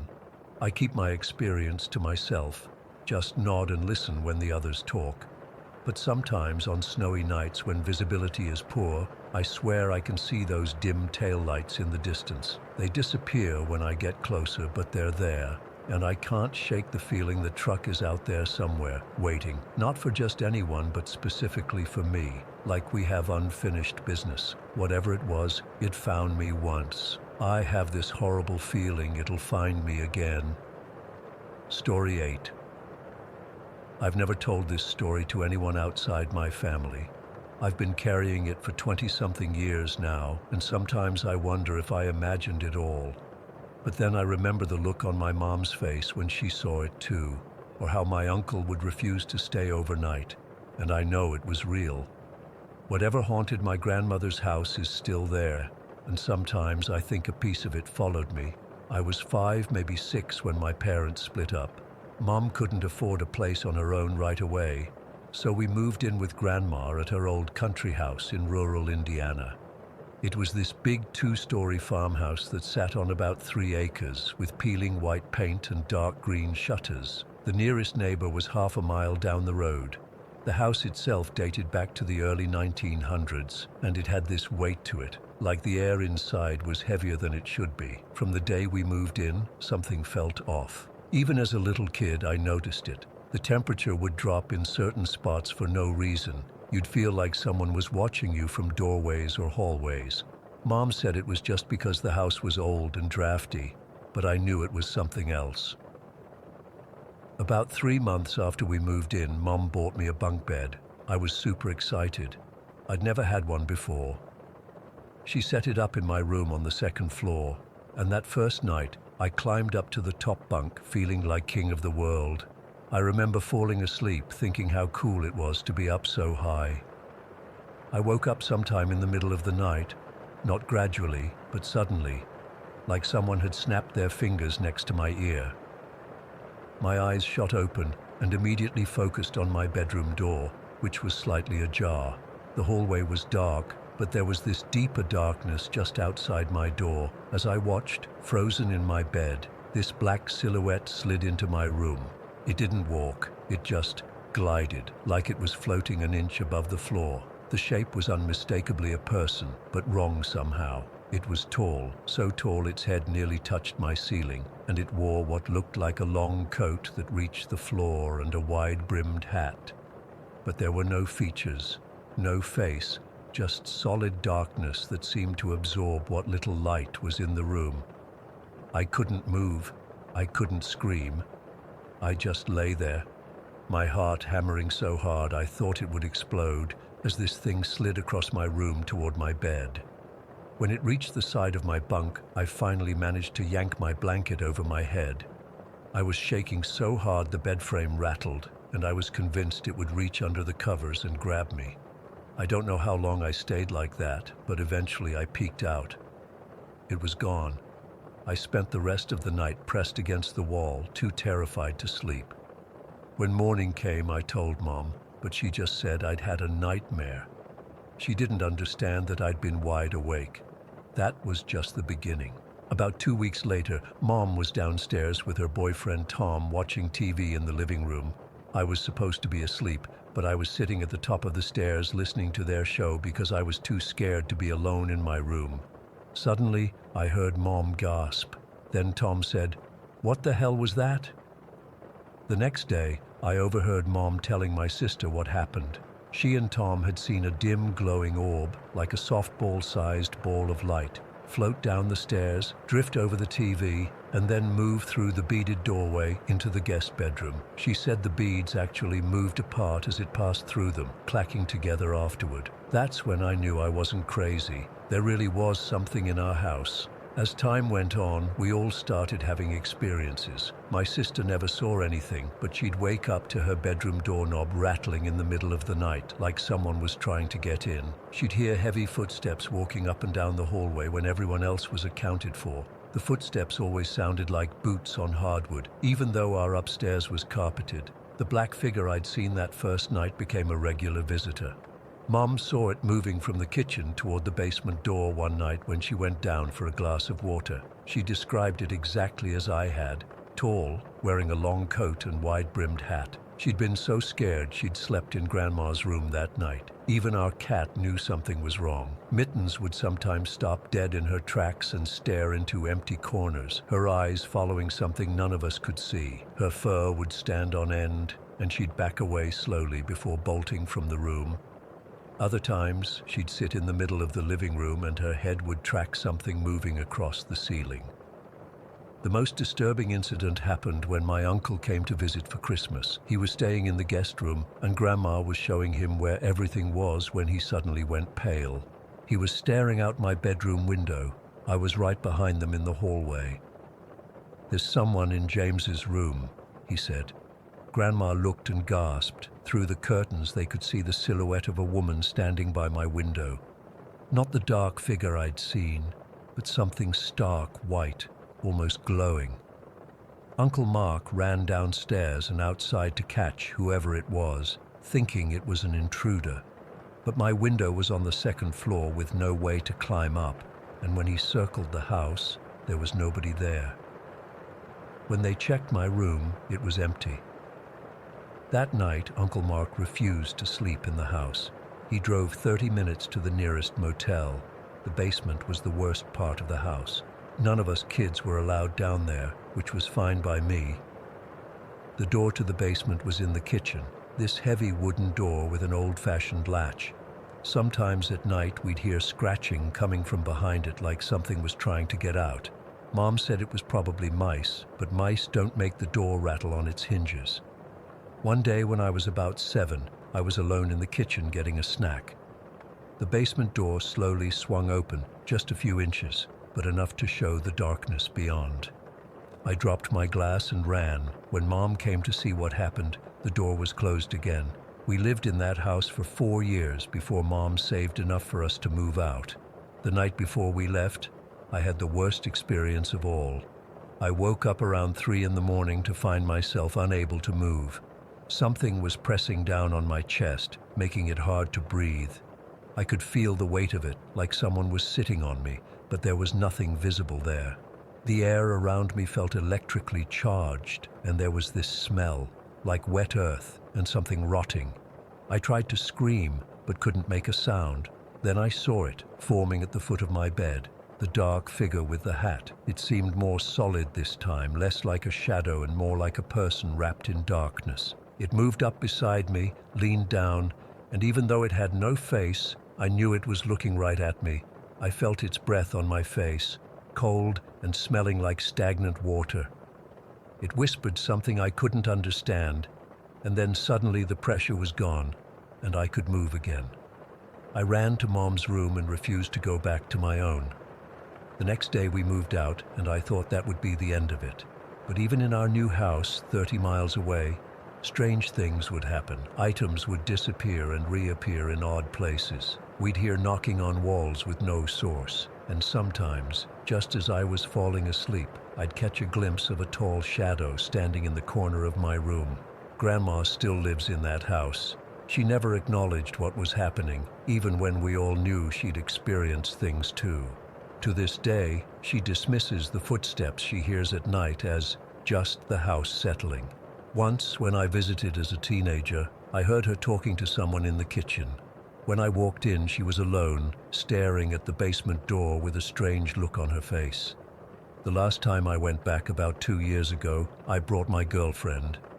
We stayed just one night, and in the morning, she asked who the man in the hallway was. When I asked what man, she described him exactly. Tall, wearing a long coat and wide-brimmed hat. She said he'd been standing outside our bedroom door all night, just watching.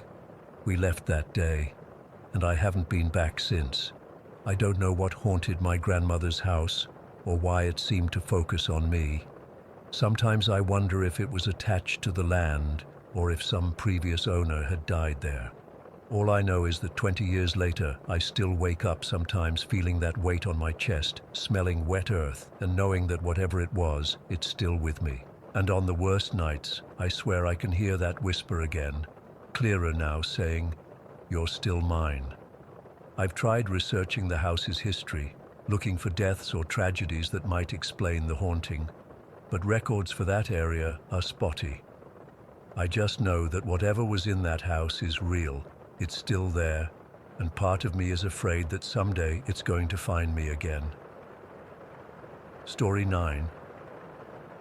I've never told anyone this story in full before. I'm shaking just thinking about it, but I need to get this out.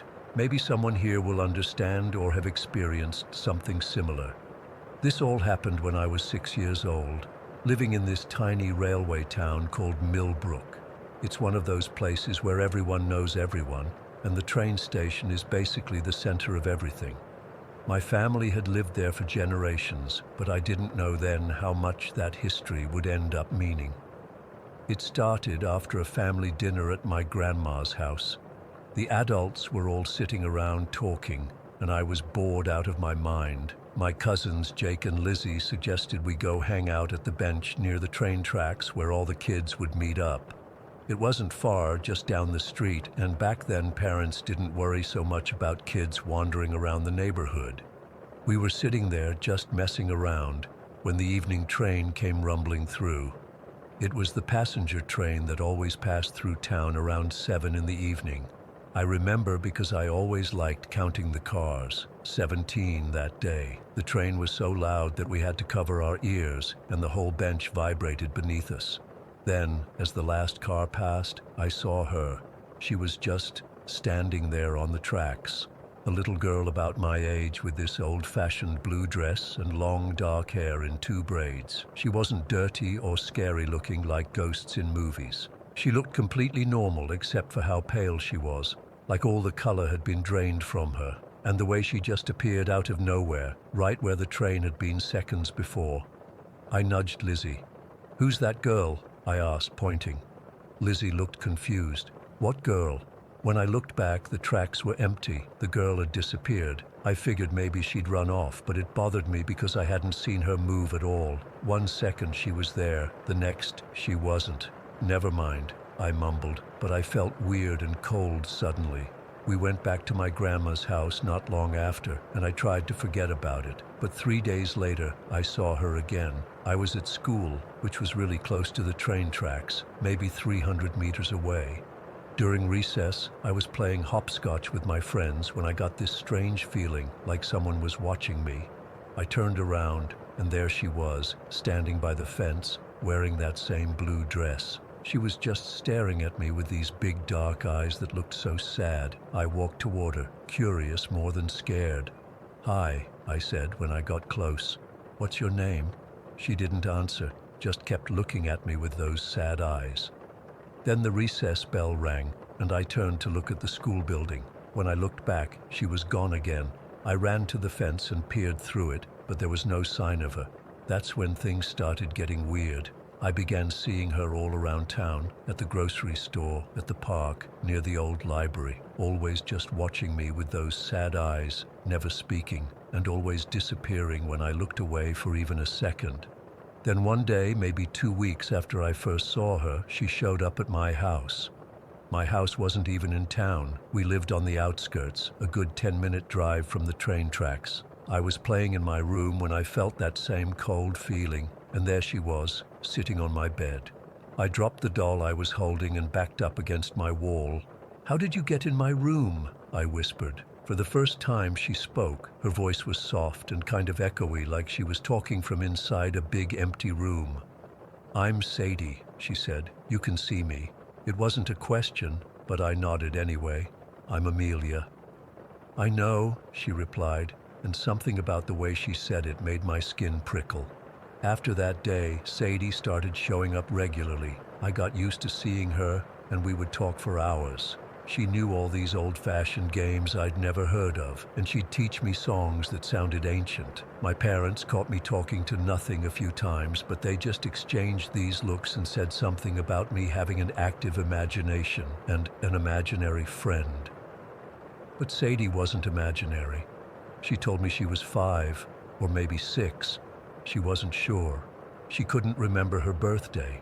She always wore the same blue dress with these tiny white buttons down the front and black shoes that looked uncomfortable and stiff. I asked her once why she always disappeared when other people were around. She just shrugged and said, "They can't see me, only you can." "Why me?"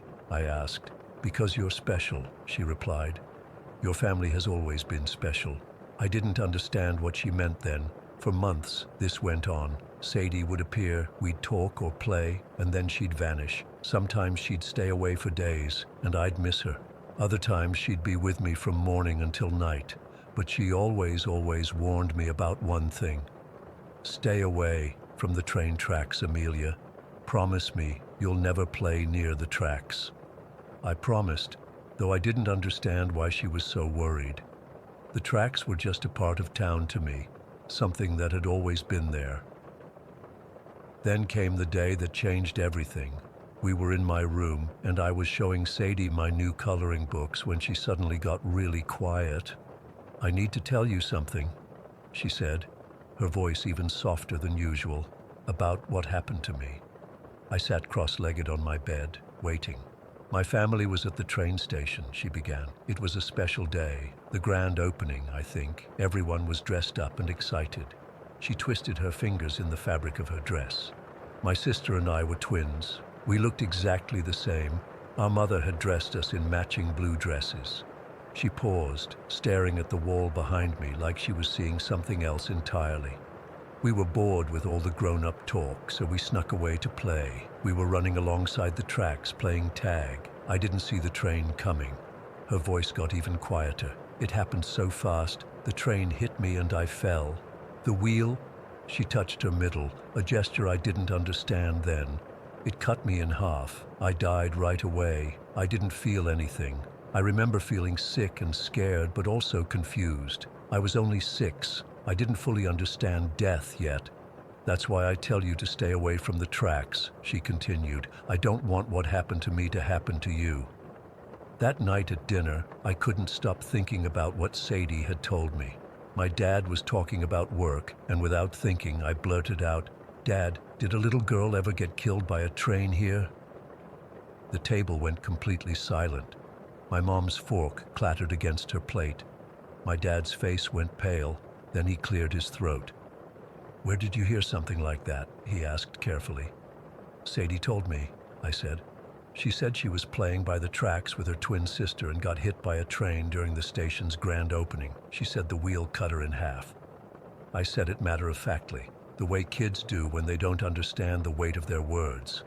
My parents exchanged a look I couldn't interpret. My dad pushed his chair back and left the table without another word. My mom told me not to talk about such morbid things, especially at dinner. After that night, my parents started acting differently around me. They'd go quiet when I entered a room, and I caught them watching me with worried expressions. They asked me questions about Sadie, what she looked like, what we talked about. They tried to sound casual, but I could tell something was wrong. Things got even worse when I started second grade. My teacher, Mrs. Peterson, pulled my mom aside one day after school. I'd been drawing pictures of Sadie and telling the other kids about my friend who died on the train tracks. Then one morning, I went into class early and found writing on the whiteboard, "Hello, Amelia," in handwriting that wasn't Mrs. Peterson's. I knew immediately that Sadie had done it. When Mrs. Peterson came in and asked who had written on her board, I told her the truth. Sadie did it. That afternoon, my parents were called in for a meeting. I sat outside the principal's office, swinging my legs and wondering what was taking so long. Through the door, I heard words like concerning behavior and professional help and possible schizophrenia. I didn't know what that last word meant, but I knew it was bad from the way my mom started crying. 3 months later, we moved away from Millbrook. My parents told me it was because of my dad's new job, but years later, I found out the real reason. They were terrified I was mentally ill. As we drove away from Millbrook for the last time, I saw Sadie standing by the "Welcome to Millbrook" sign, her hand raised in goodbye. I never saw her again after that, at least not with my eyes, but I did hear her once more. It was in 8th grade, during the worst year of my life. My parents were fighting constantly. I was being bullied at school, and I felt completely alone. One night, lying in bed crying, I heard her voice clear as day. "It gets better, Amelia. You're stronger than you know." When I was 16, I went back to Millbrook for my grandma's funeral. While the adults were busy with arrangements, I slipped away to the old train station, which had been converted into a small museum about the town's history. An elderly man worked there, a local historian named Mr. Griffin. I worked up the courage to ask him about train accidents involving children. He studied me for a long moment before answering. "There have been several over the years," he said carefully. "Back then, they didn't always make the papers. Bad for business, you understand. The railway company would pay off the families and things would be kept quiet." My heart was pounding. Were there any involving twin girls, maybe around the early 1900s? His eyebrows shot up. "You're talking about the Wilson twins. How do you know about them?" I didn't answer, and after a moment, he continued. "It was during the station's reopening celebration in 1903. One of the twins, Sarah or Sadie, I forget which, wandered onto the tracks. Terrible accident, split the poor child right in two." He shook his head. "Her sister was never the same after, kept insisting she could see her twin's ghost around town. The family moved away not long after." "Were there other children?" I asked, my voice barely above a whisper. "At least 3 that I know of," he confirmed. "Those tracks have claimed their share of lives over the years." As I turned to leave, he called after me, "You're Margaret's granddaughter, aren't you?" When I nodded, he gave me a knowing look. "Thought so. You have the look. The women in your family have always had a certain sensitivity.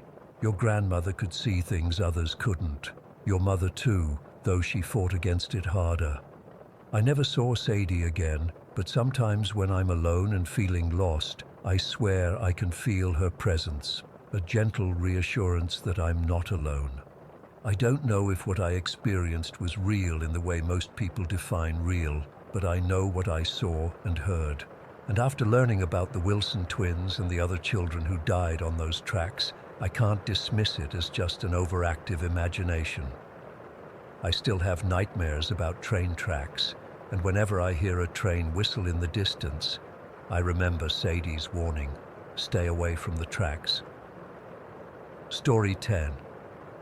I've never shared this with anyone other than my immediate family.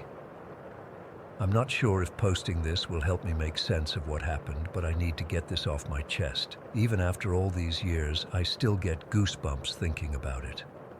This happened when I was 11. My dad and I were in San Diego for a weekend trip. I was obsessed with military stuff back then. Planes, ships, tanks, you name it. For a kid my age, visiting the Naval Museum was like Christmas morning.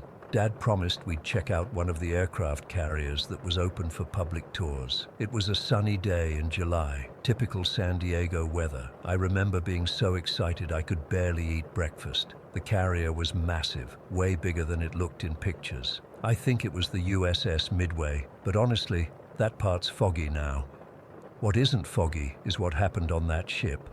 We went through the standard tour route with about 20 other people. The guide was this older guy, probably in his 60s, former Navy from what I gathered.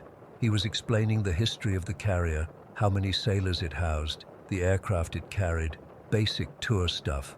I was eating it all up, asking a million questions. Everything was completely normal until we reached the flight deck. I can't explain why, but the moment my feet hit that deck, something felt off. It wasn't anything I could see or hear at first. It was like when you walk into a room right after people have been arguing. That weird tension in the air. Dad was right beside me, taking photos with this bulky digital camera he had back then. I remember tugging on his sleeve and saying something felt weird. He just ruffled my hair and told me to keep up with the tour group. We walked toward the center of the flight deck. The guide was pointing out where the planes would take off and land. That's when it happened. The best way I can describe it is like someone turning down the volume on reality and cranking up a different channel. The air around me changed. It got heavier, thicker somehow. My ears started ringing, not painfully but persistently. The sun seemed to shift, the light turning more orange like late afternoon instead of midday, and the people, the tourists, just faded, not disappeared but became transparent, like ghosts. But they weren't the ghosts. I was. In their place were men in old military uniforms. Not the modern Navy stuff, but older, like from World War II or Korea. They were running, shouting, moving with urgency. There were planes on the deck, old fighter planes, not the modern jets they have displayed. Some had damage, smoke coming from them. My heart was pounding so hard, I could feel it in my throat. I wasn't just seeing this, I could smell it. The jet fuel, the salt water, the metal, and something else. Something burning. The sea around the ship wasn't calm anymore. It was churning, dark. I heard voices, clear as day. Get that fire under control.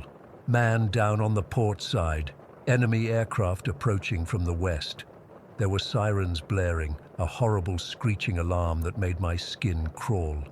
I heard explosions in the distance, gunfire, the roar of airplane engines, water splashing against the hull.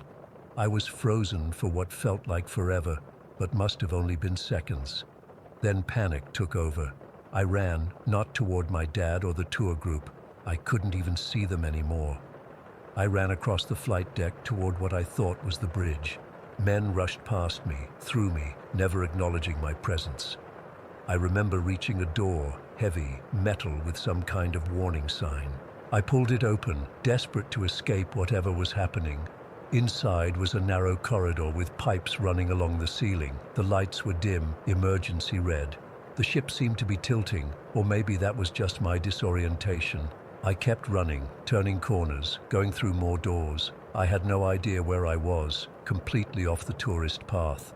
Eventually, I found myself in what I later learned was the helicopter room. There were tools scattered everywhere, half-finished repairs, abandoned in a hurry. That's when I realized I had no idea how to get back. The panic doubled. I was lost in this nightmare version of the ship, surrounded by chaos I couldn't understand. I tried backtracking, finding a door that looked familiar.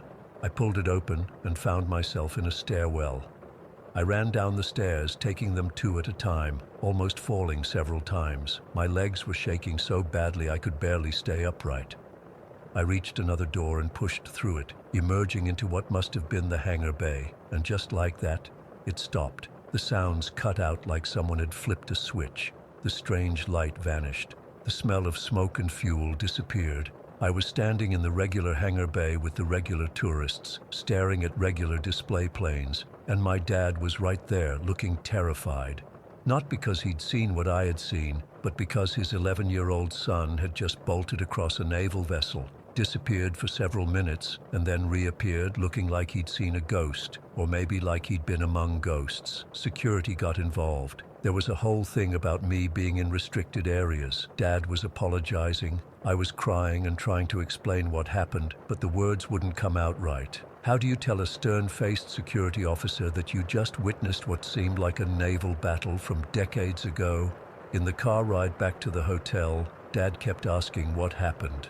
I tried explaining, but I could see in his eyes that he thought I was making up stories or had some kind of panic attack. He wasn't angry, just concerned. Mom was the same way when he called her that night. For weeks afterward, I had nightmares. Not of what I'd seen on the carrier, but of being lost in endless corridors while alarms blared around me. I'd wake up sweating, convinced I could smell salt water and smoke in my bedroom. I became obsessed with researching the carrier. I wanted to know if there had been a battle, if men had died on that flight deck. I found out there had been accidents, fires, deaths over the years. Nothing that matched exactly what I saw, but enough to make me wonder. The years passed. The nightmares faded. I started to question my own memory. Maybe it was just an overactive imagination combined with the excitement of being on a real warship. Maybe I'd had some kind of episode. My parents certainly thought so, though they never made me feel bad about it. When I turned 18, I did something that surprised everyone, including myself. I volunteered as a docent on that same ship. Part of me thought that by going back, by spending time there, I might understand what happened, or maybe it would happen again, and this time I'd be ready. I spent 2 summers giving tours, taking visitors through the same routes I'd walked with my dad. I went to the flight deck hundreds of times in all weather conditions. Nothing ever happened. No visions, no sounds, no smell of battle. Just an old ship with tourists taking photos. But here's the thing. I never went back to that exact spot where it all started. I always found a reason to skirt around it, to direct my tour groups along a slightly different path. I told myself it was for efficiency, or crowd control, or better photo opportunities. But the truth is, I was afraid. I'm 23 now. I haven't been back to the carrier in almost 2 years. I moved away from San Diego, started college, got on with my life. But I still think about that day. When thunderstorms roll in and the air pressure changes, I sometimes get that same feeling, like reality is about to shift. I've read about time slips, about places where the veil between past and present thins.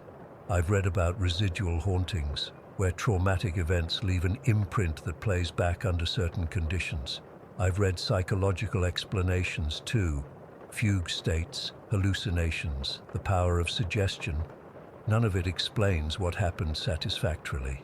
None of it explains why an 11-year-old kid with no history of mental health issues suddenly experienced what felt like time travel.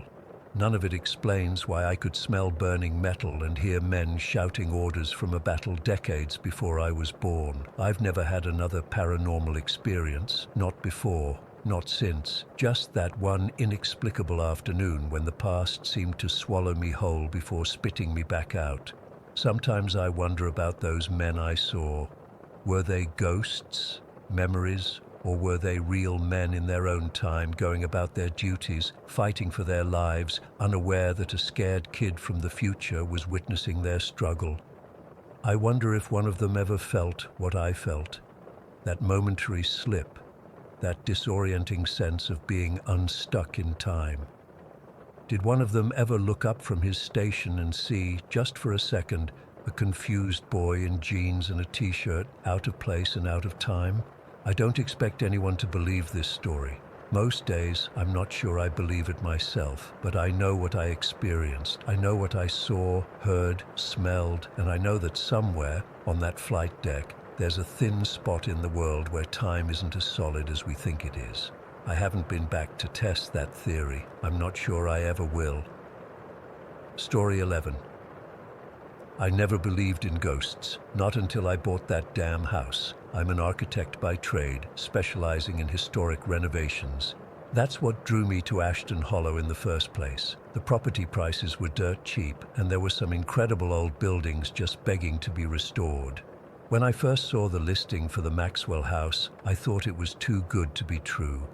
A Victorian mansion from the 1870s selling for less than what I paid for my cramped one-bedroom apartment in the city. It had to be a scam, but it wasn't. The realtor was practically giddy when I called, like she couldn't believe someone was actually interested. She kept saying things like, "It needs some TLC," and "It's a bit of a fixer-upper," classic realtor understatements. When I pressed her on why it was so cheap, she just said the previous owners had let it fall into disrepair and the local market wasn't great. Made sense to me. I should have noticed how she kept avoiding eye contact during the walkthrough. I should have questioned why none of the locals wanted to buy it. I should have paid attention when the cashier at the gas station looked at me like I was insane when I mentioned where I'd be staying. But I didn't. I was too excited about the prospect of restoring this beautiful old house. I'd fix it up, flip it, and make enough profit to fund my dream of starting my own architecture firm. Simple. The day I moved in was unseasonably cold for September. The whole town had this weird fog hanging over it, and the Maxwell house loomed at the end of the overgrown driveway like something from a Gothic novel. It was stunning, though. 3 stories of Victorian craftsmanship with intricate woodwork, a wraparound porch, and these amazing bay windows. Sure, it was deteriorating, peeling paint, missing roof tiles, a few broken windows, but I could see past all that to what it could be. I remember standing in the driveway with my truck full of supplies, staring up at those windows. For a split second, I thought I saw movement in one of them, a shadow passing by, but I brushed it off. Old houses make you see things. The front door creaked so loudly when I pushed it open that I actually laughed. "Gonna need to oil that," I said to myself, my voice echoing through the empty foyer. The inside was exactly what you'd expect. Layers of dust, cobwebs in every corner, water damage on some of the ceilings. But the bones were good, solid hardwood floors, ornate crown molding, a grand staircase that curved up to the second floor. I could work with this. I spent that first day just exploring and taking notes. The east wing needed the most work. There was significant water damage from a leak in the roof. The kitchen was a disaster, but the original cabinetry could probably be salvaged. The second floor had 5 bedrooms, each with its own fireplace. The third floor was mostly attic space, though there was one finished room that might have been a nursery or servants' quarters. It was while I was up in that third floor room that I first felt it, this weird sensation of being watched. I turned around quickly, half expecting to see someone standing in the doorway, but there was nothing, just dust motes floating in the sunlight streaming through the grimy windows. "Get a grip, Evelyn," I muttered to myself. I was alone in a big, empty house. Of course, my mind was playing tricks on me. By evening, I'd set up a makeshift camp in what must have been the formal living room. Sleeping bag, camp stove, cooler with some food and drinks, battery-powered lantern. The electricity wasn't on yet. That was scheduled for the next day, so I was roughing it for the night. I didn't mind, though. It was kind of fun, like an indoor camping trip. I fell asleep easily enough, exhausted from the drive and the day of exploration. But I woke up sometime in the middle of the night, heart racing, completely disoriented. It took me a few seconds to remember where I was. The living room was pitch black, except for the faint moonlight filtering through the windows. And then I heard it, whispering, so faint I could barely make it out, but definitely there. It sounded like it was coming from inside the walls. I sat up, straining to listen. It wasn't the wind. There was no pattern to it, no rising and falling. It was constant, like multiple voices having a conversation just below the threshold of hearing. "Hello?" I called out, immediately feeling stupid. Of course no one was there. It was an old house. Old houses make noise, pipes, settling foundations, mice in the walls, plenty of rational explanations. But as I sat there in the dark, the whispers seemed to grow more distinct. Not quite words yet, but getting there.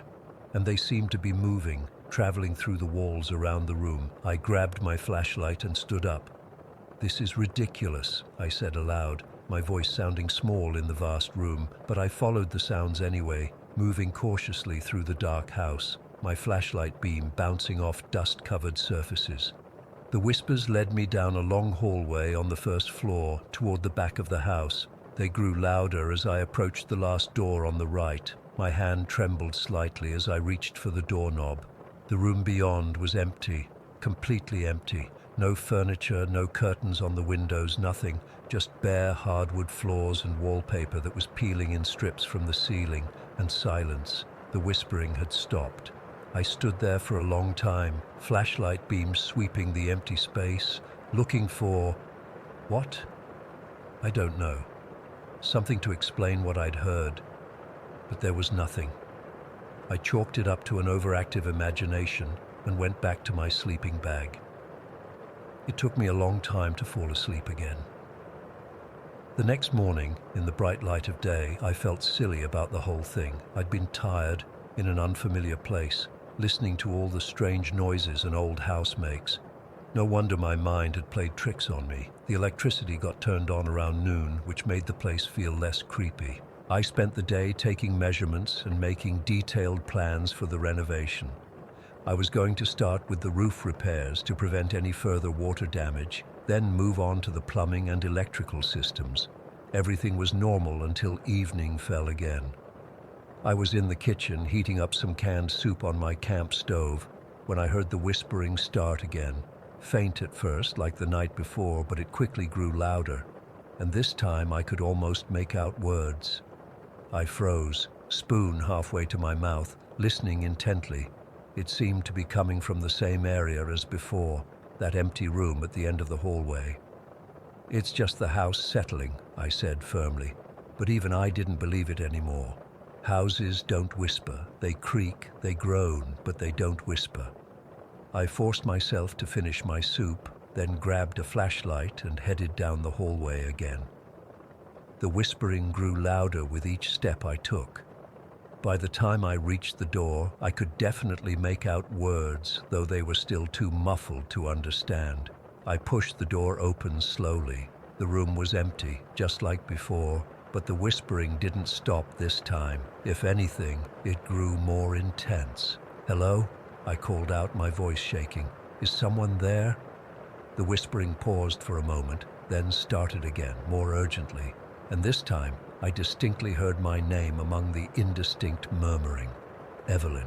I backed out of the room and slammed the door shut, heart pounding. This wasn't happening. It couldn't be happening. There had to be a rational explanation. Maybe kids from town were playing a prank. The house had been empty for years. It was probably a local hangout. They could have hidden speakers in the walls or something. I spent the next hour searching the room, knocking on walls, looking for any sign of tampering or hidden technology. I found nothing. That night was worse. The whispers followed me throughout the house, no longer confined to that one room. And they were clearer now, though still mostly unintelligible. But my name, they said my name often, with increasing urgency. "Evelyn, Evelyn, come to us, Evelyn." I didn't sleep at all. I sat in my sleeping bag, flashlight in hand, jumping at every sound. By morning I was a wreck. I should have left then. Any sane person would have. But I'd sunk all my savings into this house. I couldn't just abandon it because of some weird noises. It had to be something explainable.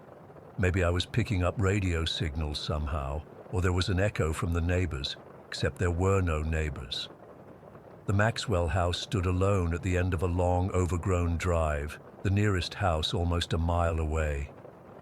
The next few days blurred together. I tried to work on my renovation plans, but it was impossible to concentrate. The whispers were constant now, day and night, and they were angry, demanding, "Evelyn, find us, help us, Evelyn."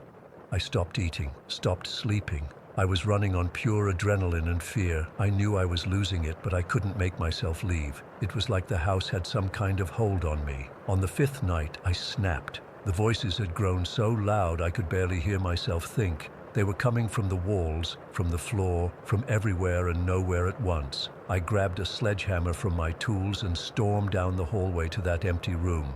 The whispering crescendoed as I approached, like they knew what I was about to do. "Shut up!" I screamed, swinging the sledgehammer into the wall with all my strength. Plaster and lath exploded outward, leaving a gaping hole, but the voices didn't stop.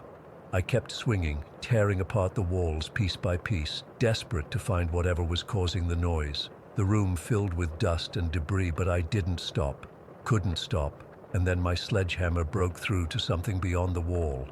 A space that shouldn't have been there, a hidden room. The whispering stopped abruptly, replaced by an expectant silence. I enlarged the hole with trembling hands, shining my flashlight into the darkness beyond, and then I saw them. Bones, human bones, scattered across the floor of a small windowless chamber, dozens of them, maybe more. "Oh my God," I whispered, stumbling backward, and then the whispering started again, louder than ever, but no longer coming from the walls. They were in the room with me now, invisible but undeniably present. "We are here," they chanted in unison. "We are here, we are here." I tried to run, but my foot caught on something, a piece of broken lath maybe, and I fell, hitting my head on the hardwood floor. The world spun, darkness encroaching on my vision. As I lay there, stunned, I saw them. Shadows forming in the corners of the room, taking shape, moving toward me. Not human shapes, not exactly, more like voids in the fabric of reality, darkness given form.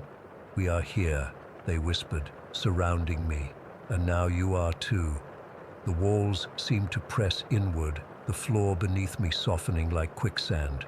The bones from the hidden chamber began to slide toward me, as if pulled by some unseen force. I tried to scream, but no sound came out. The shadows closed in, the whispers growing louder until they were a deafening roar in my ears. The last thing I remember is the feeling of cold, so intense it burned, spreading through my body as the shadows engulfed me. I don't know how I got out. I don't remember leaving the house or driving away or checking into this motel. I just woke up here, miles away, with no memory of how I escaped. But I know one thing for certain. I'm never going back to the Maxwell house, and if you value your life, you won't go there either, because the whispers don't stop. Even now, I can hear them, fainter but still there, calling my name, waiting for me to return. I think part of me is still there, trapped in that house with the bones and the shadows, and I think they're going to keep calling until I come back to join them. Story 12. I've been sitting on this experience for weeks now, trying to make sense of it. I haven't told anyone at the department. They'd probably think I was having some kind of breakdown. Hell, maybe I was. But I know what I saw and what I felt that night, and I need to get this off my chest. I'm a police officer in Fairview, been on the force for only about 8 months. I transferred here from Chicago PD looking for something quieter, more manageable. Fairview seemed perfect, a sleepy suburban town where the biggest problems were usually teenagers getting rowdy at the park or neighbor disputes about lawn maintenance. At least that's what I thought. 3 weeks ago, I was working the night shift alone. It was a Friday night around midnight. Most of my colleagues were handling calls about noise complaints from house parties or doing routine patrols. I was actually about to grab coffee when the call came in. Dispatch said someone had reported strange lights and noises coming from the old Riggs warehouse on the edge of town. The place has been abandoned for decades. A huge, crumbling brick building from when Fairview had a manufacturing industry. Most people avoid it, partly because it's dangerous, the floor could collapse any minute, and partly because of the stories. See, the warehouse is named after Officer James Riggs, who disappeared 15 years ago while responding to a call there. I'd heard whispers about it when I first joined the department, but nobody really talks about it openly. Just some comments about how they never found his body, how the case went cold. The older officers get weird whenever his name comes up. I radioed back that I'd check it out. It seemed routine enough, probably just some kids messing around, using the spooky backstory as inspiration for whatever they were up to. The warehouse sits at the end of an industrial road that nobody uses anymore, surrounded by overgrown weeds and a rusty chain-link fence with more holes than actual fence. I parked my cruiser about 50 yards away and approached on foot, flashlight in hand. The night was unusually quiet. No crickets, no distant traffic sounds, nothing. Just the crunch of gravel under my boots and my own breathing. The warehouse loomed ahead of me, a massive shadow against the night sky. Some of the windows were broken, others boarded up. The main entrance was a huge sliding door, partially open, like a dark mouth ready to swallow anyone who entered. I called out, "Police, anyone in there?" My voice echoed, but no response. Standard procedure is to wait for backup in situations like this, but honestly, I figured it was nothing. And maybe, I don't know, maybe I wanted to prove myself. New officer, woman in a mostly male department, city cop in a small town. You get the picture. As I stepped inside, the air changed. It became heavy, thick with dust and something else I couldn't identify. My flashlight beam cut through darkness, revealing concrete floors covered in debris, old machinery collecting dust, empty pallets stacked against walls. The place was huge and maze-like, with shadowy corners everywhere. I called out again, still nothing. I'd been searching for about 10 minutes when my radio crackled. The sound nearly made me jump out of my skin in that silent building. Through static I heard, "Officer down. Need assistance." It was a man's voice, distorted by poor reception. I immediately responded, "This is Officer Vasquez. What's your location? Repeat, what's your location?" Nothing but static. I called dispatch to check if anyone else was responding to a call nearby. They confirmed I was the only officer in this sector. That's when I felt the first chill run down my spine. I should have left right then, called for backup, done anything but what I actually did. I continued deeper into the warehouse, thinking maybe another officer had followed me without radioing in. The deeper I went, the worse the radio reception got, but that voice came through again, clearer this time. "Officer down, basement level, need assistance." I followed the sound of faint footsteps, at least that's what I thought they were, like someone walking just around the corner, always just out of sight. They led me to a narrow hallway I hadn't noticed before, with a door at the end that was slightly ajar, light spilling out from inside. That light didn't make sense. The power had been cut to this building years ago. I approached carefully, gun drawn now, and pushed the door open with my foot. It was an old office, dust-covered desk, filing cabinets, chairs tipped over, and sitting on the desk was a police radio, an old model, the kind the department used 15 years ago. As I stared at it, trying to process what I was seeing, it crackled to life. "This is Officer Riggs. I'm trapped in the basement. Please, I need help." My blood went cold. Officer Riggs, the missing officer, 15 years gone. I backed away from the radio, bumping into the wall behind me. My rational mind was racing for explanations. A prank, a recording, anything that made sense. But deep down, I knew this wasn't normal. That's when I noticed another door in the office, a heavy metal thing with rust around the edges.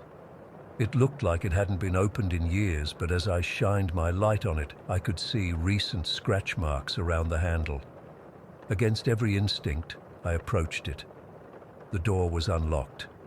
Behind it was a narrow staircase leading down into darkness. The basement.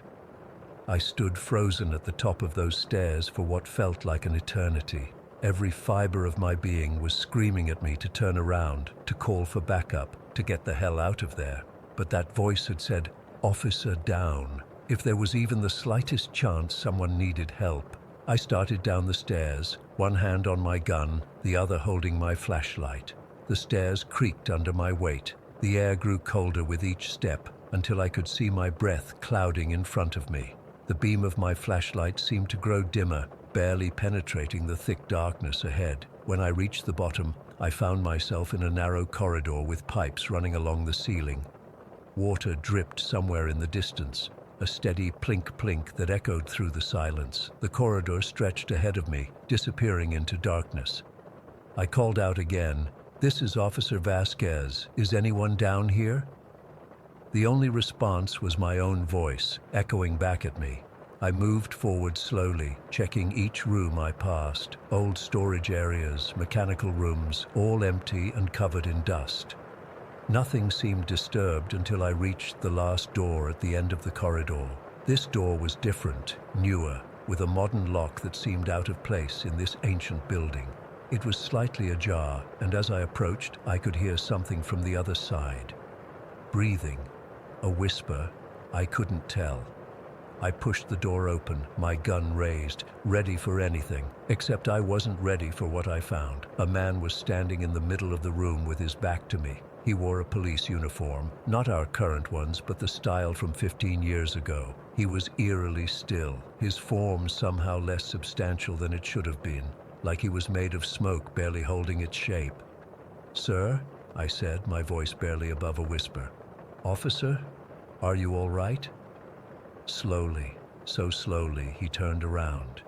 His face was pale, almost translucent, with hollow eyes that seemed to absorb the light from my flashlight rather than reflect it. His nameplate read, "Riggs." I couldn't move, couldn't breathe, couldn't process what I was seeing. His mouth opened, and in a voice that sounded like it was coming from very far away, he whispered, "Help me." He reached out toward me, his fingers elongating, stretching impossibly across the space between us. I stumbled backward, my training abandoned in pure animal panic. My back hit the wall, and still his hand came closer, those fingers now more like tendrils of darkness than human appendages. Just before they reached me, his form seemed to dissolve, breaking apart like smoke in a strong wind. The darkness in the room deepened, swallowing everything. I heard the heavy slam of a door, the one I'd come through, and then silence, complete, absolute silence. I fumbled with my flashlight, which had gone out. I pressed the button frantically, but nothing happened. I tried my radio. "Dispatch, this is Officer Vasquez. I need backup at the Riggs warehouse immediately. Repeat, need backup immediately." Static then. "Officer down, trapped." It was Riggs' voice again, but fainter now, as if he was moving away from me. I ran to where I thought the door was, but my hands found only solid wall. I moved along the perimeter of the room, feeling for an exit, but there was nothing. No door, no windows, no way out. It was impossible. I'd just come through a door. It had to be there. Panic gripped me then, real and overwhelming. I screamed for help. I pounded on the walls. I emptied my gun, firing at where I thought the ceiling might be, hoping someone would hear. Nothing. Hours passed. My phone had no signal. My radio only transmitted Riggs' fading voice, repeating the same message over and over. "Officer down, trapped." I sat in the darkness, trying to stay calm, trying to think. This couldn't be happening. Walls don't just appear, doors don't vanish, people don't, whatever Riggs was. I don't know how long I was down there. My watch had stopped. Time seemed meaningless in that absolute darkness. At some point, I thought I heard whispering all around me, dozens of voices just below the threshold of understanding. Sometimes I felt something brush against my face, like fingers made of cold air. And then, just as suddenly as it had begun, it ended. I heard a door creak open, and light flooded in. Flashlights, voices calling my name. My fellow officers found me huddled in a corner of the basement, incoherent and terrified. They said I'd been missing for 18 hours. My cruiser, parked outside, had eventually triggered a search when I failed to respond to calls. Here's the thing that still haunts me. They found me in a basement room with a perfectly normal door, unlocked, undamaged, wide open, no sign of anything supernatural, no sign of Riggs. The department psychiatrist says I experienced a stress-induced hallucination, possibly triggered by the stories I'd heard about Riggs. Maybe she's right. Maybe I just lost it for a while. But I know what I saw, I know what I felt, and I know this. When they found me, my radio was missing. In its place was an older model, the exact same kind that had been sitting on that desk upstairs, the kind they used 15 years ago. I've been on medical leave since then. I'm supposed to go back next week, but I don't know if I can. Every time I close my eyes, I see those hollow eyes staring at me. I hear that whispered, "Help me." Sometimes, late at night, my home radio picks up static, and underneath it, so faint I can barely hear it, "Officer down, trapped." And I wonder if he's still down there. I wonder if part of me is too... Story 13. I've never really told this story to anyone outside my family. I'm not even sure why I'm sharing it now, except that I keep seeing other people's stories about similar encounters, and it's bringing back all those memories I'd rather forget. I grew up in Bandon, Oregon, in a house that sat on the edge of a small forest. We moved there when I was 12, and at first I loved it. The woods, the beach nearby, the small town feel, it all seemed perfect. But there was this old abandoned cabin across the road from us, maybe 100 yards into the trees. It was small, probably just one room with broken windows and a roof that was caving in on one side. My mom said it used to belong to a logger back in the 70s, but no one had lived there for decades. I always hated that cabin. Even during the day, something about it just felt wrong. I'd go out of my way to avoid looking at it when I walked down our driveway to catch the school bus. My parents thought I was being dramatic, and maybe I was. But after what happened 3 years ago when I was 16, I know my instincts were right. It was early May, just before my junior year finals. We'd had this really cold, wet spring, but that morning was clear for the first time in weeks. I remember because I'd been complaining about not being able to practice for track meets with all the rain. I woke up around 4:30 in the morning to our border collie Max barking like crazy downstairs. Not his normal "someone's at the door" bark, but this frantic, high-pitched bark that I'd never heard before. It sounded like he was genuinely scared of something. My dad got up first. I could hear him moving around in my parents' room next door. I lay there for a minute, figuring he'd handle whatever it was. But Max wouldn't stop. When I heard my mom and little sister get up too, I decided to see what was going on. By the time I got downstairs, everyone was at the front door. Max was still barking, his whole body rigid, staring out through the glass panel next to the door. Dad had his flashlight out, sweeping it across our front yard. "What's going on?" I asked, still half asleep. "Something's got Max all worked up," Dad said. "Probably just a raccoon or something." We all stood there watching as Dad opened the door and stepped onto the porch. Max bolted out past him, still barking, and ran to the edge of our driveway. That's when we saw it, something darting across the gravel, heading for the trees on the other side of the road. In the dim light from our porch lamp, it looked like a bobcat, about that size anyway, low to the ground and moving fast. It disappeared into the trees before Dad could get a good look at it with the flashlight. "Just a bobcat," Dad said, sounding relieved. "Come on, Max." Max didn't want to come back. He stood at the end of the driveway, growling at the trees where the animal had disappeared. Dad had to go down and physically grab his collar to bring him back to the house. "Well, that was exciting," Mom said sarcastically. "Everyone back to bed. It's not even 5 yet." My sister went back upstairs with Mom, and Dad took Max to the kitchen to calm him down. But I stayed at the door, watching the trees across the road. The sky was just starting to lighten, that weird blue-gray color before sunrise, and something kept me standing there even though I was tired and cold in my t-shirt and sweatpants.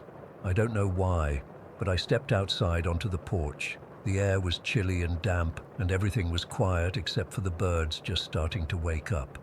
I walked to the edge of the porch and leaned against the railing, watching the forest across the road come into focus as the sky got lighter. That's when I heard it. At first I thought it was just an animal sound, maybe a fox or that bobcat we'd seen. But as soon as it registered, I knew it wasn't anything I'd ever heard before. It was a gasping noise, sharp and raspy like someone choking on air. But not quite human either. It had this weird quality to it, almost like it was trying to mimic human sounds but couldn't quite get it right. The noise came again, a terrible strangled gasp that made the hair on my arms stand up, and I knew exactly where it was coming from, the abandoned cabin, From our porch, I could just make out part of the cabin's roof through the trees. The sound came again, louder this time, that horrible gasping, choking noise. It echoed slightly in the quiet morning air, and I remember thinking that whatever was making that sound wasn't something that should exist. I should have gone back inside right then. Any normal person would have. But instead, I stepped off the porch and moved closer to the road, straining to see better. The gasping sound came again, followed by a soft thud, like something heavy moving inside the cabin. I froze, suddenly aware of how vulnerable I was standing there alone in the half-light. I'd never actually been inside that cabin. None of us had. Dad had checked it out when we first moved in to make sure no squatters were living there, but he said it was empty except for some broken furniture and trash. The door didn't even have a lock anymore. The whole place was just slowly rotting away. As I stood there, the sky getting brighter by the minute, I saw movement at one of the broken windows of the cabin. Just a shadow, really. Something shifting in the darkness inside, and then that gasping sound again, but different this time. More like a wheeze with a click at the end of it. I thought about all the animals that could be making that noise. A dying deer, a raccoon with rabies, a bobcat with something stuck in its throat. None of them fit. This sound was too deliberate, like it was trying to communicate something.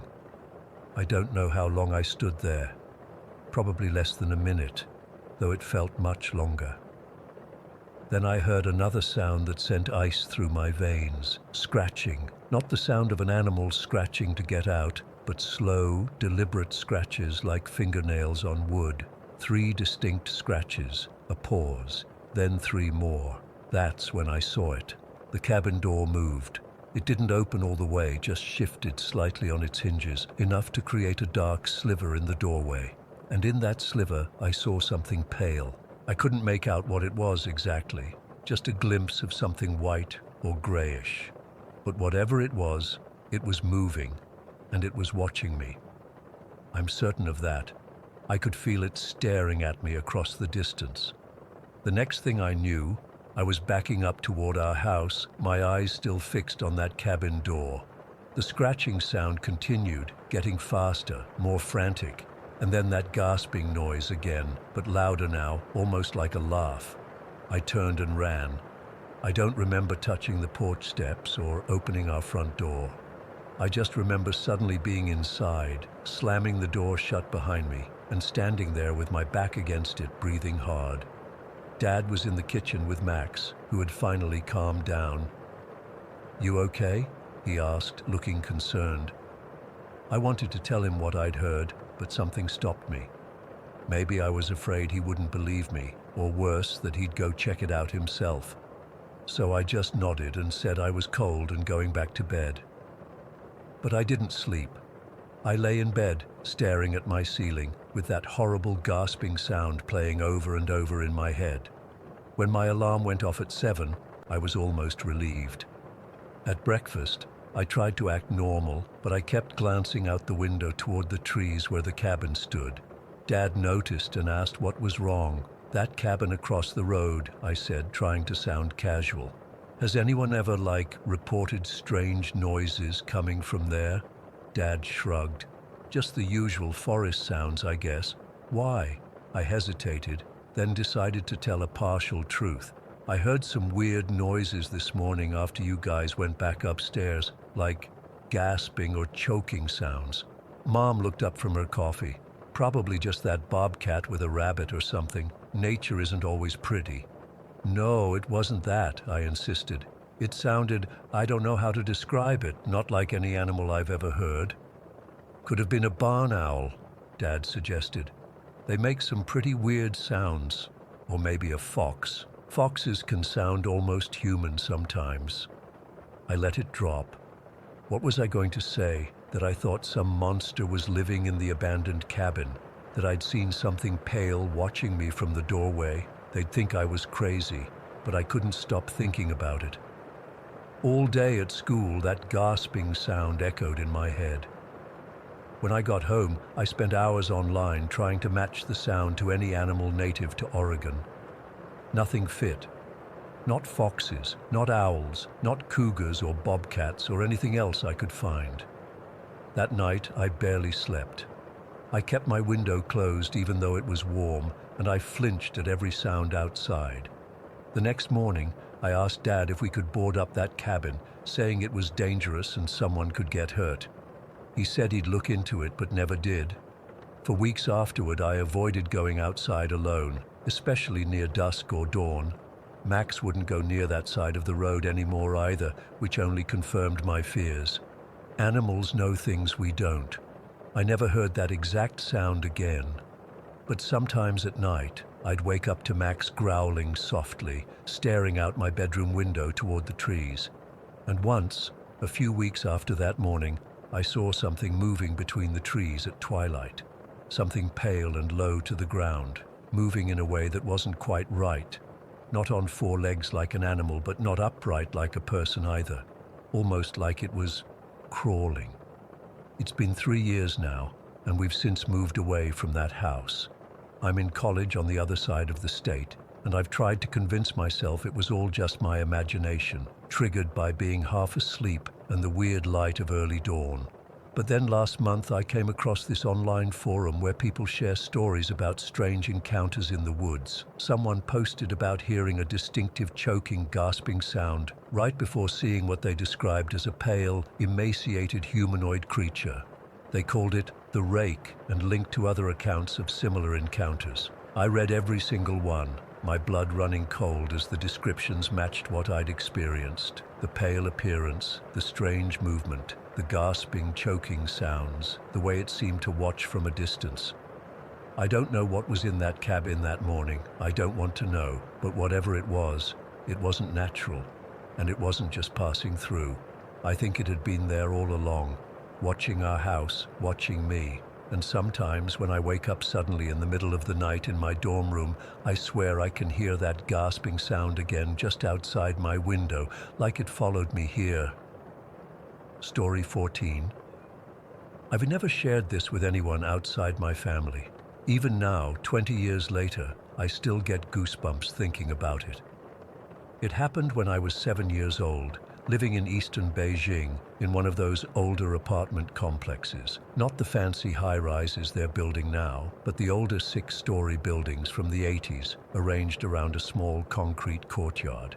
We lived on the 4th floor of Building 3. Our apartment wasn't big, just a 2-bedroom place where I shared a room with my younger brother. My parents worked long hours, so my grandmother often watched us after school. She was the one who first warned me about the windows. "Lily, never lean out of windows," she would say while cooking dinner. "The window ghosts wait for children who aren't careful." My mother reinforced this, telling me these ghosts like to push children when no adults were watching. They wait until you're alone, then they give you a little push, and down you go. She'd make a falling motion with her hand that always made my stomach drop. I believed them completely until I was about 6, when a girl at school laughed at me for being afraid of open windows. "That's just something parents say to keep you safe," she said. "Like how they say the neon monster will eat you if you don't wear red during New Year." After that, I started thinking my mom and grandmother were just being superstitious. I became braver around windows, though I still never sat on the windowsill like some kids in our building did. It was a Tuesday in early May. The weather had finally warmed up, and the windows in our apartment were open to let in the spring breeze. My grandmother had gone downstairs to chat with her friends, leaving me to watch my 4-year-old brother, who was napping. I was bored, so I pulled a chair to the living room window to watch people in the courtyard below. From our window, I could see into several apartments in Building 2 across from us. Most people kept their curtains drawn for privacy, but one window directly across and slightly below ours was wide open. A little girl sat at the window, maybe 4 or 5 years old, about my brother's age. She had a red hair clip and was wearing a yellow t-shirt. She was playing with something, a doll or stuffed animal, and occasionally looking down at the courtyard entrance. I remember thinking she was probably waiting for her parents to come home from work. Many kids in our complex did that, sat by windows watching for their parents. It was normal. I'd been watching her for maybe 10 minutes when something strange happened. The girl suddenly looked behind her, into her apartment, like someone had called her name. Then she turned back to the window, but that's when I noticed it, a dark shape behind her. At first I thought it was her shadow on the wall, but no, it was distinctly person-shaped. Standing a few feet behind her, the shape moved closer to her, and I squinted, trying to see better. Was it her parent? An older sibling? But something felt wrong. The apartment looked dark behind her, and this shape was darker still, like a silhouette with no features I could make out, just a tall, adult-sized shadow. I remember feeling confused rather than scared at first.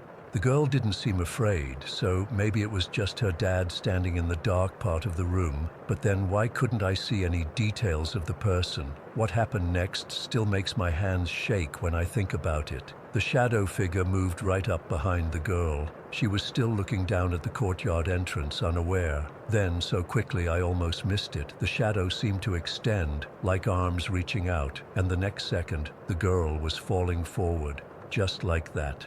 One moment she was sitting at her window, and the next she was falling. I couldn't even scream. My throat closed up, and I just sat there frozen, watching her small body tumble down. It wasn't a straight drop. She hit the narrow concrete ledge of the third-floor window below before bouncing off and falling the rest of the way to the ground. The sound when she hit the concrete, I'll never forget it, like a melon dropping, followed by screaming from people in the courtyard who saw her land. Someone was shrieking for help, and others were running toward the small, crumpled yellow shape on the ground. I ran to wake my grandmother, trembling and crying so hard I could barely speak. A girl fell from the window. My grandmother rushed downstairs with me following, despite her telling me to stay put. By the time we got down, a crowd had gathered. Someone had called an ambulance, and a woman, probably the girl's mother, had arrived and was wailing, holding the child. I couldn't see the girl clearly through all the adults, but I glimpsed enough to see her leg bent at a wrong angle and blood covering half her face. The ambulance came within minutes, though it felt like hours. As they loaded her in, I heard someone say she was still breathing. She had survived the fall, at least for now. My grandmother pulled me away, back to our apartment. "This is why I tell you about windows," she said, her voice shaking. "This is why you must be careful." But I knew what I had seen. It wasn't an accident. That shadow had pushed her. When my parents came home, I told them everything, including about the shadow man. My father dismissed it, saying I had imagined it, that the girl had probably just leaned too far out. "Children fall from windows every year," he said. "It's terrible, but it happens." My mother, though, went very quiet when I described the shadow. That night, I overheard her telling my father in hushed tones about stories from her village, about malevolent spirits that target children. My father got angry, telling her not to fill my head with more superstitious nonsense. The next day at school, everyone was talking about the accident. I learned the girl's name was Min. She lived with her mother, who worked at a nearby factory. She had been waiting for her mother to come home when she fell. People said she was home alone, which wasn't uncommon in our neighborhood where many parents couldn't afford childcare. Min survived, but with severe injuries, a badly broken leg that required surgery and facial injuries from hitting the ledge on the way down. I never saw her again after the accident. I heard her mother moved them to live with relatives in another district. The thing that haunts me most is that when the neighbors were interviewed by police, they confirmed Min had been home alone. No one else was in the apartment. The police report concluded she had leaned too far out and fallen accidentally, but I know what I saw. There was someone or something in that apartment with her. After that day, I became terrified of windows again. I refused to go near them, especially open ones. My parents eventually installed window guards on all our windows, partly to ease my fears and partly because the incident had frightened many parents in our complex. I had nightmares for months. Dreams where I was sitting by a window and feeling cold hands on my back pushing me forward. I'd wake up screaming, and my mother would hold me until I stopped shaking. As I grew older, I tried to rationalize what I'd seen. Maybe it was a trick of the light, or my imagination working overtime. Maybe Min really did just fall. But in my heart, I know what I saw was real. I'm 27 now, living in Canada for graduate school, far from that old Beijing apartment complex. I live on the 22nd floor of a high-rise with floor-to-ceiling windows that offer stunning views of the city. My roommates love sitting by the windows, especially during thunderstorms. I never do. I keep my bedroom curtains drawn at all times. When I need to open a window for fresh air, I do it quickly, never lingering. I've never told my roommates or friends here why. How do you explain to someone that you once saw a shadow push a child out a window? Sometimes I wonder what happened to Min, whether her injuries healed completely or if she still carries the physical scars of that day. I wonder if she remembers anything about what caused her fall. Was she pushed, or did she just lose her balance as everyone assumed? Does she too stay away from windows? I've researched similar incidents over the years. Children falling from windows is tragically common worldwide, almost always ruled as accidents. But occasionally I find accounts that make me wonder. Stories of children who insisted someone pushed them when they were alone, or parents who report their children becoming inexplicably afraid of windows after moving into certain buildings. Just last week, I was reading about feng shui and how in traditional Chinese belief, windows are considered pathways not just for air and light, but for spirits to enter homes. Some old practices involve specific window placements to keep malevolent entities out. When I read that, my grandmother's warnings didn't seem so superstitious anymore. I still don't know what I saw that day. Was it a ghost, a shadow person, or just my 7-year-old imagination creating monsters out of ordinary tragedy? I'll probably never know. But to this day, I never sit with my back to an open window. And whenever I hear a mother warning her child to be careful near windows, I don't think she's being overprotective at all. Because sometimes, just sometimes, there might really be something waiting behind you, by the window, watching for its moment, and all it takes is a small push. Story 15. I've been a police officer in this town for 7 years now. I've seen my share of weird stuff, domestic disputes that make your skin crawl, car accidents that defy physics, drugged out people doing things no human should be capable of. But nothing, and I mean absolutely nothing, has ever shaken me like what happened at the old Hillcrest station 3 nights ago. I should start by saying I never believed any of the stories about that place. Every cop in our department has heard them. The abandoned station sits at the edge of town, this decrepit 2-story brick building with boarded windows and a rusted chain-link fence around it. It was shut down about 15 years ago after budget cuts forced the department to consolidate. Since then, it's just been sitting there rotting. The story started maybe 5 years after it closed. Locals claimed they heard voices inside. Some teenagers who broke in swore they saw shadows moving against walls. A homeless guy who tried sleeping there one winter night ran out screaming about someone whispering in his ear. Classic urban legend stuff, right? I always figured it was just the wind, or kids playing pranks, or people's imaginations getting the best of them in a creepy old building. Well, I don't think that anymore. It was Tuesday night, about 11:30. I was on patrol, and it was dead quiet. Small town, weeknight, not much happens. I was actually thinking about where to grab food when the call came in. Dispatch said someone reported lights moving around inside the old Hillcrest station. Probably just teenagers, but I needed to check it out. I wasn't worried. I'd been there once before, about 3 years ago, for another call that turned out to be nothing. Just some local kids drinking who scattered when they saw my cruiser. I figured this would be the same thing. The place is about 10 minutes from the center of town, down this winding road with no streetlights. It sits in this little clearing, surrounded by overgrown weeds and a few twisted old oak trees. As I pulled up, my headlights caught the Hillcrest Police Department sign, half hanging from rusted screws. First weird thing, the gate was open, not broken open, not forced, just unlocked and swung inward, like someone with a key had opened it. That immediately put me on edge. Nobody should have had access. The department kept all the keys locked up after it closed.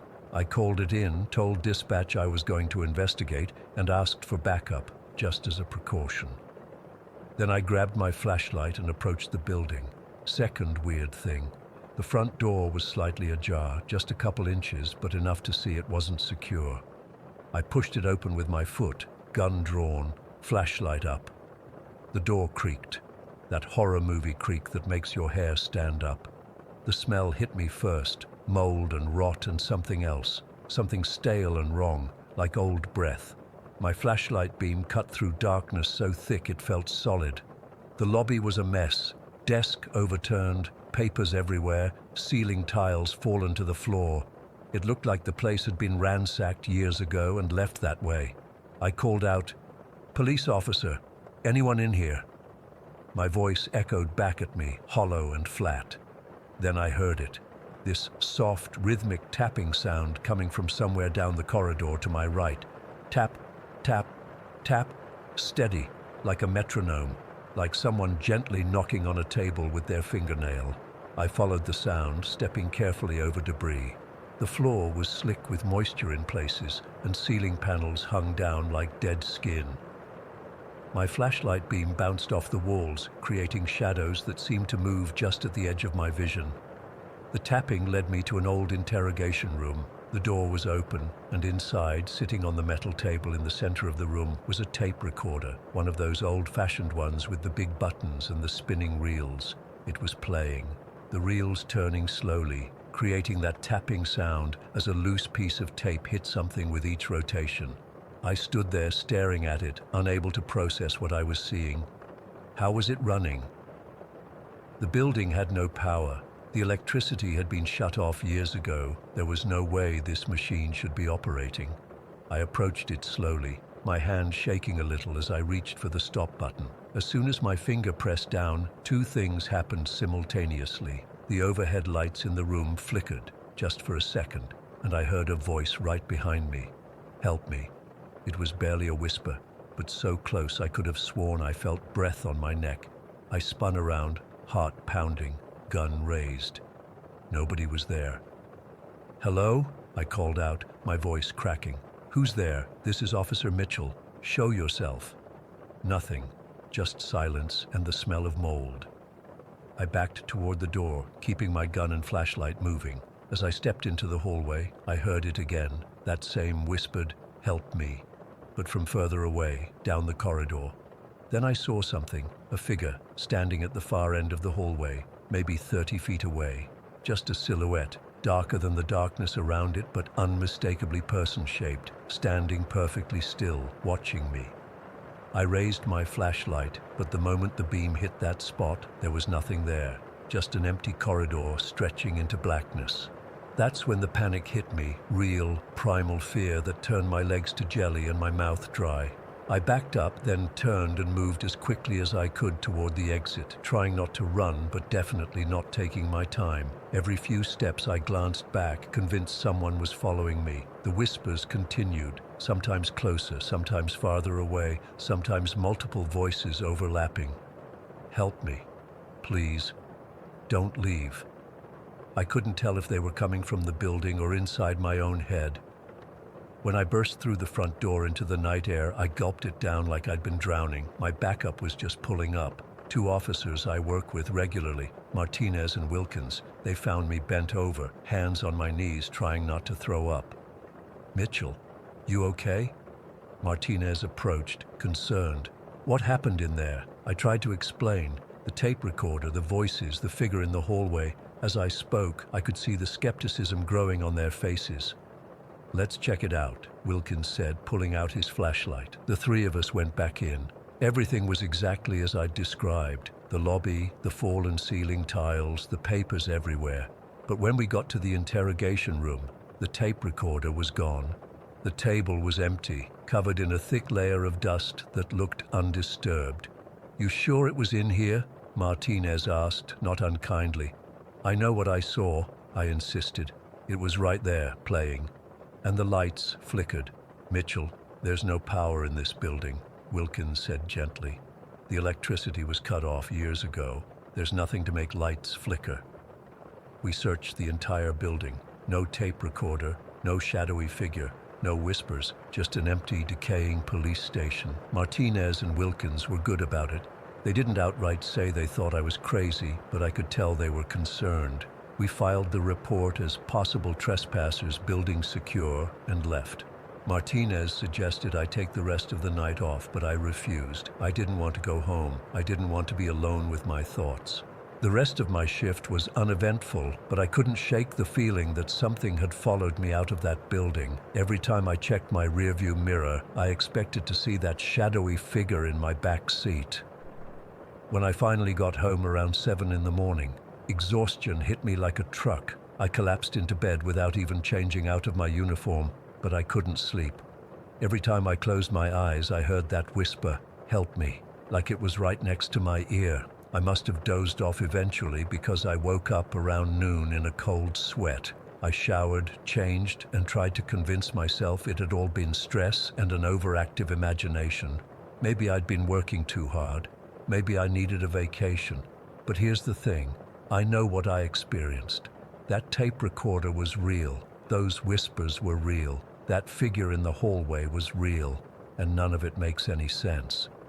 I went back to the station the next day and quietly pulled the old files on Hillcrest. I found nothing unusual, just routine reports, maintenance requests, and finally the closure documentation. Nothing that would explain what I experienced.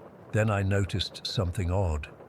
In the last few months before Hillcrest closed, there were several incident reports filed by officers claiming equipment malfunctions, tape recorders turning on by themselves, lights flickering when nobody was touching the switches, phones ringing with no one on the line. All of these were dismissed as faulty wiring or equipment breakdown due to the building's age. The final report, dated 2 weeks before the station closed, was from an officer, Thomas Jenkins. He reported hearing voices in the building late at night and complained that someone had been tampering with evidence tapes in the storage room. His superior noted that Jenkins had been under significant stress and recommended psychological evaluation. I tried to find Jenkins to talk to him about what he experienced. Turns out he quit the force a month after Hillcrest closed, moved away. Nobody seemed to know where he went. It's been 3 nights since my experience at Hillcrest, and I haven't slept more than a couple hours at a time. Every noise in my apartment makes me jump. I keep seeing movement out of the corner of my eye, and the whispers. They haven't stopped. Sometimes I wake up in the middle of the night and could swear someone is standing in the corner of my bedroom watching me. I don't know what's happening to me. I don't know what's in that building, but I know it's not just urban legends or ghost stories. Something is there, something that needs help, or maybe something that wants company. I'm writing this all down because I need someone to know. If something happens to me, if I end up like Jenkins, gone without explanation, I want there to be a record. I want someone to know what really happened at Hillcrest. Last night, I found an old tape recorder in my kitchen drawer. I don't own a tape recorder. I've never owned one. I don't know how it got there or where it came from. I haven't touched it. I'm afraid to. I'm afraid of what might happen if I press play. Story 16. I still get goosebumps every time I think about what happened that day. It's been 8 years, but I remember it like it was yesterday. I've never been the type to believe in ghosts or anything supernatural. I was raised in a practical household where we were taught that when you're dead, you're dead. End of story. But what happened with my daughter Lily that afternoon in our old house on Maple Street has made me question everything I thought I knew. Lily was 3.5 at the time, a bright, chatty little girl with the biggest brown eyes you've ever seen. I was a pretty typical mom, always worrying, always trying to keep an eye on her. We had one of those baby monitors set up, even though she wasn't really a baby anymore. I just liked being able to hear her while I was in other parts of the house. That day started like any other Tuesday. My husband Mark had left for work around 7 in the morning, and Lily and I had our usual breakfast routine. She had her dinosaur-shaped oatmeal while I sipped my coffee and checked my emails. Nothing out of the ordinary. After breakfast, I let her go play in her playroom while I cleaned up the kitchen and started prepping for lunch. Our house wasn't huge, but the kitchen was on the opposite side from Lily's playroom, with the living room and dining room in between. I always kept the baby monitor receiver clipped to my jeans so I could hear her while I moved around the house. I was chopping vegetables for a stew when I first noticed it. Through the monitor, I could hear Lily talking and giggling. which wasn't unusual. She had tons of imaginary conversations with her stuffed animals, but something about this felt different. The way she was talking sounded like she was having a real back-and-forth conversation. There were pauses where she seemed to be listening, then she'd respond to something I couldn't hear. "That's silly," I heard her say through the monitor, followed by her infectious little girl giggle. Then, "I like your dress. It's pretty." I smiled to myself, thinking she was just playing with her dolls. But then she said something that made me pause with the knife mid-air above a half-chopped carrot. "My mommy is in the kitchen. She's making lunch. Do you want some?" I felt a strange sensation creep up my spine. The way she said it didn't sound like she was pretending. I put down the knife, wiped my hands on a towel, and decided to check on her. I'm not sure why, but I felt a sudden urgency to see what she was doing. As I walked through the dining room toward the playroom, I started feeling weird. The air felt heavier somehow and colder, even though it was the middle of summer, and our air conditioning wasn't that great. I remember thinking it was strange, but brushed it off as my imagination. The playroom door was partially closed, just a crack open. Instead of pushing it open right away, I found myself peering through that crack first. What I saw still haunts me to this day. Lily was sitting cross-legged on the floor, looking up at an empty space beside her toy shelf. But the way she was looking up, it was like she was making eye contact with someone tall standing there. She was smiling and nodding, completely engaged with whatever she was seeing. "Grandma says you make the best cookies," she said, staring at the empty space. My heart started racing. Both of Lily's grandmothers were alive and well. My mom lived about 20 minutes away, and Mark's mom was in Florida. Neither of them were in our house at that moment. I pushed the door open, trying to keep my voice casual.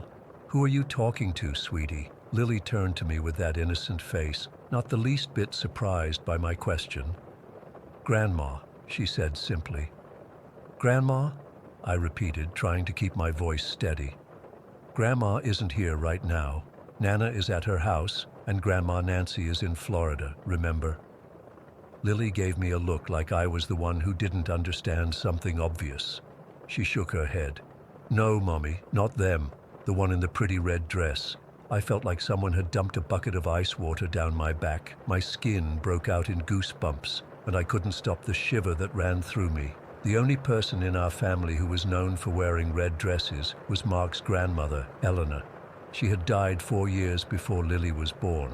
The only photo we had of her in our house was a small framed picture on our hallway bookshelf. It showed Eleanor in her late 60s, wearing her favorite outfit, a long red dress with white lace at the neckline. Mark had told me once that she wore that dress for every special occasion in the last decade of her life. But here's the thing, that photo was displayed high up on a shelf Lily couldn't reach, and I had never specifically pointed it out to her or told her who the woman in the picture was. She was too young to ask about family photos, and we rarely looked at old family albums together. "Lily," I said, trying to keep my voice from shaking, "where did you see the lady in the red dress?" She pointed to the empty space beside her toy shelf. "She's right there, Mommy. Can't you see her?" I looked at the spot, seeing nothing but the pale blue wall and the edge of her bookshelf. "What is she doing?" I asked, not sure why I was playing along with what had to be her imagination. "She's showing me how to braid," Lily said, holding up one of her dolls. "See? She says you used to do this with your dolls too." That hit me hard because it was true. I used to sit for hours braiding my doll's hair when I was little. But I had never told Lily that, and I certainly hadn't taught her how to braid yet. She was too young, and her little fingers weren't coordinated enough. I walked over and sat down next to her, still feeling that strange coldness in the air. "What else did she tell you?" "She says she likes watching me grow up. She says I look like Daddy when he was little." Lily continued playing with her doll's hair, completely unbothered. I glanced around the room, half expecting to see something. Anything that would explain what was happening, but there was nothing unusual, just toys scattered across the floor, sunlight streaming through the windows, and my daughter having a conversation with someone I couldn't see. "Lily, honey, do you know who this grandma is?" I asked, my mouth dry. She shrugged. She said she's Daddy's grandma, the one who went to heaven. I felt my chest tighten. We hadn't talked about death with Lily yet. She was too young, and the opportunity hadn't come up. Mark and I had certainly never used the phrase "went to heaven" around her. "Did she tell you her name?" I asked. Lily nodded. "Eleanor, but she said I can call her Ellie if I want to." That was it. I couldn't take any more. I made up some excuse about lunch being ready and practically carried Lily out of that room. I remember holding her so tightly she complained I was squeezing her. The rest of the day, I kept her close to me, watching her for any other strange behavior, but she seemed completely normal. When Mark came home, I waited until Lily was in bed before telling him what happened. I expected him to laugh it off or come up with some logical explanation. Instead, he got really quiet, then told me something he'd never mentioned before. My grandma Eleanor, everyone in the family called her Ellie, but that was just family. To everyone else, she was Eleanor. He looked at me with wide eyes. "We've never called her Ellie around Lily. I'm sure of it." That night I couldn't sleep. I kept getting up to check on Lily, half afraid I'd find her talking to thin air again. Every time she was sleeping peacefully, her stuffed rabbit clutched to her chest. The next day, I took down the photo of Eleanor and showed it to Lily directly. "Is this the lady you were talking to yesterday?" I asked, trying to sound casual. Lily glanced at it and nodded like it was no big deal. "Yep, that's Grandma Ellie, but her dress looks prettier when she's standing up." I didn't know what to say to that. I put the photo back and tried to forget about the whole thing, but I couldn't. Over the next few weeks, I found myself jumping at shadows, watching Lily like a hawk whenever she played alone. But she never mentioned Grandma Ellie again, at least not to me. Sometimes, though, I'd catch her looking at empty corners of rooms and smiling or whispering something I couldn't quite hear. We moved out of that house about a year later when Mark got a job in another city. Lily never mentioned seeing Eleanor again after we moved, and as she got older, she didn't seem to remember the incident at all. But here's the thing that still gives me chills. Every time we visit Mark's parents and Lily sees photos of Eleanor, she gets this look on her face. Not recognition exactly, but familiarity, like she's seeing an old friend. Once, when she was about 7, she pointed to a different photo of Eleanor, not in a red dress, and said, "She had the nicest laugh, didn't she?" None of us had ever talked about Eleanor's laugh, but Mark's mom nodded with tears in her eyes and said, "She really did, like bells ringing." I still don't believe in ghosts, at least that's what I tell myself. But sometimes when I'm alone in the house at night, I find myself talking to the empty air, asking Eleanor to keep watching over my daughter. And sometimes, though I'd never admit this to anyone but you guys, I swear I catch a whiff of old-fashioned rose perfume, the kind no one wears anymore. I don't have an explanation for what happened that day. Maybe Lily overheard someone talking about her great-grandmother. Maybe she glimpsed that photo somehow and made up a story. But deep down, I know there's more to it than that. There are some things in this world we just can't explain, no matter how hard we try.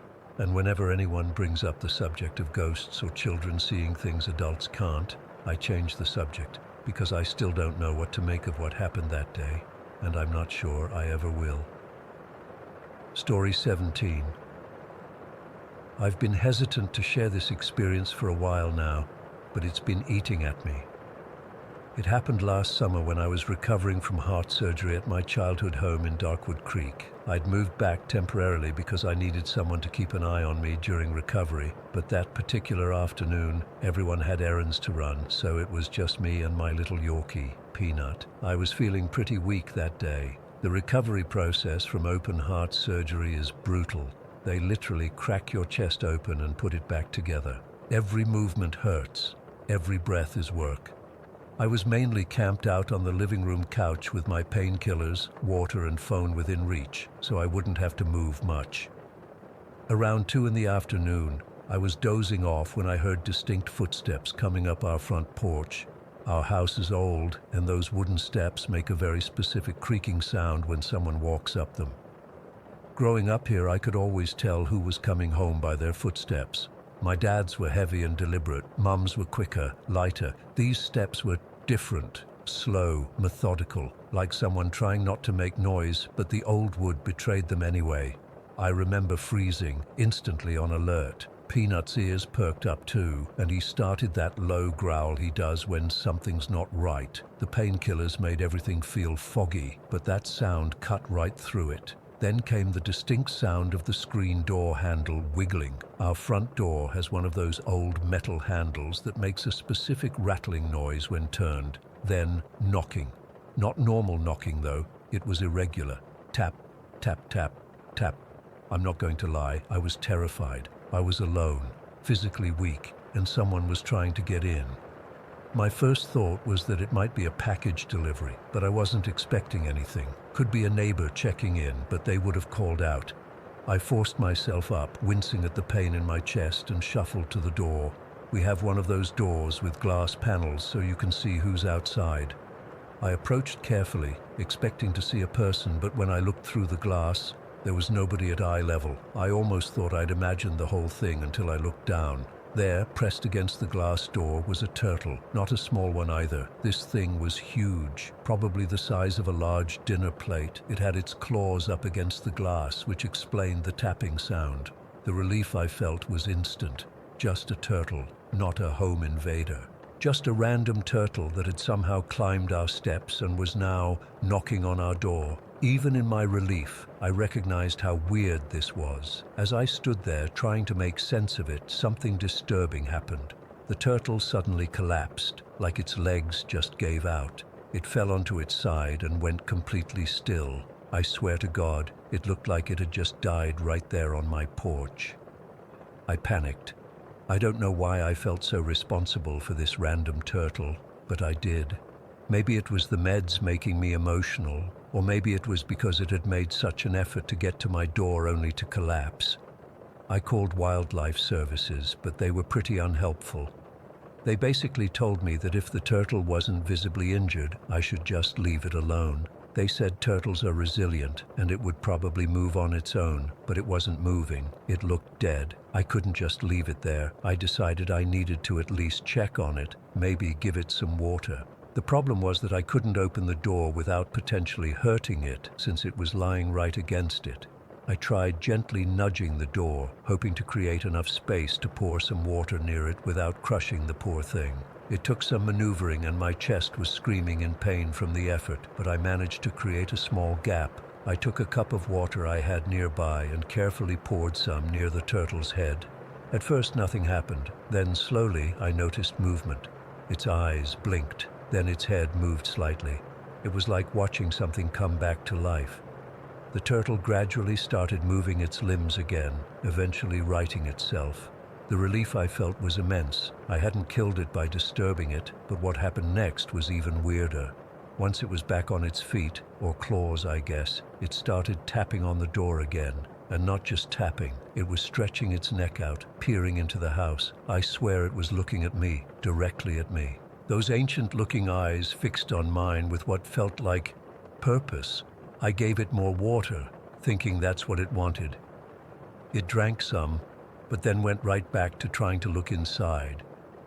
It was so bizarre that I started to feel uneasy again. I closed the storm door to prevent it from looking in, hoping it would just go away. About 5 minutes later, I checked again. The turtle had moved away from directly in front of the door, but was still on the porch. And get this, it had positioned itself so that one of its claws was still touching the glass, like it was keeping a connection or something. I know how that sounds, but that's exactly what it looked like.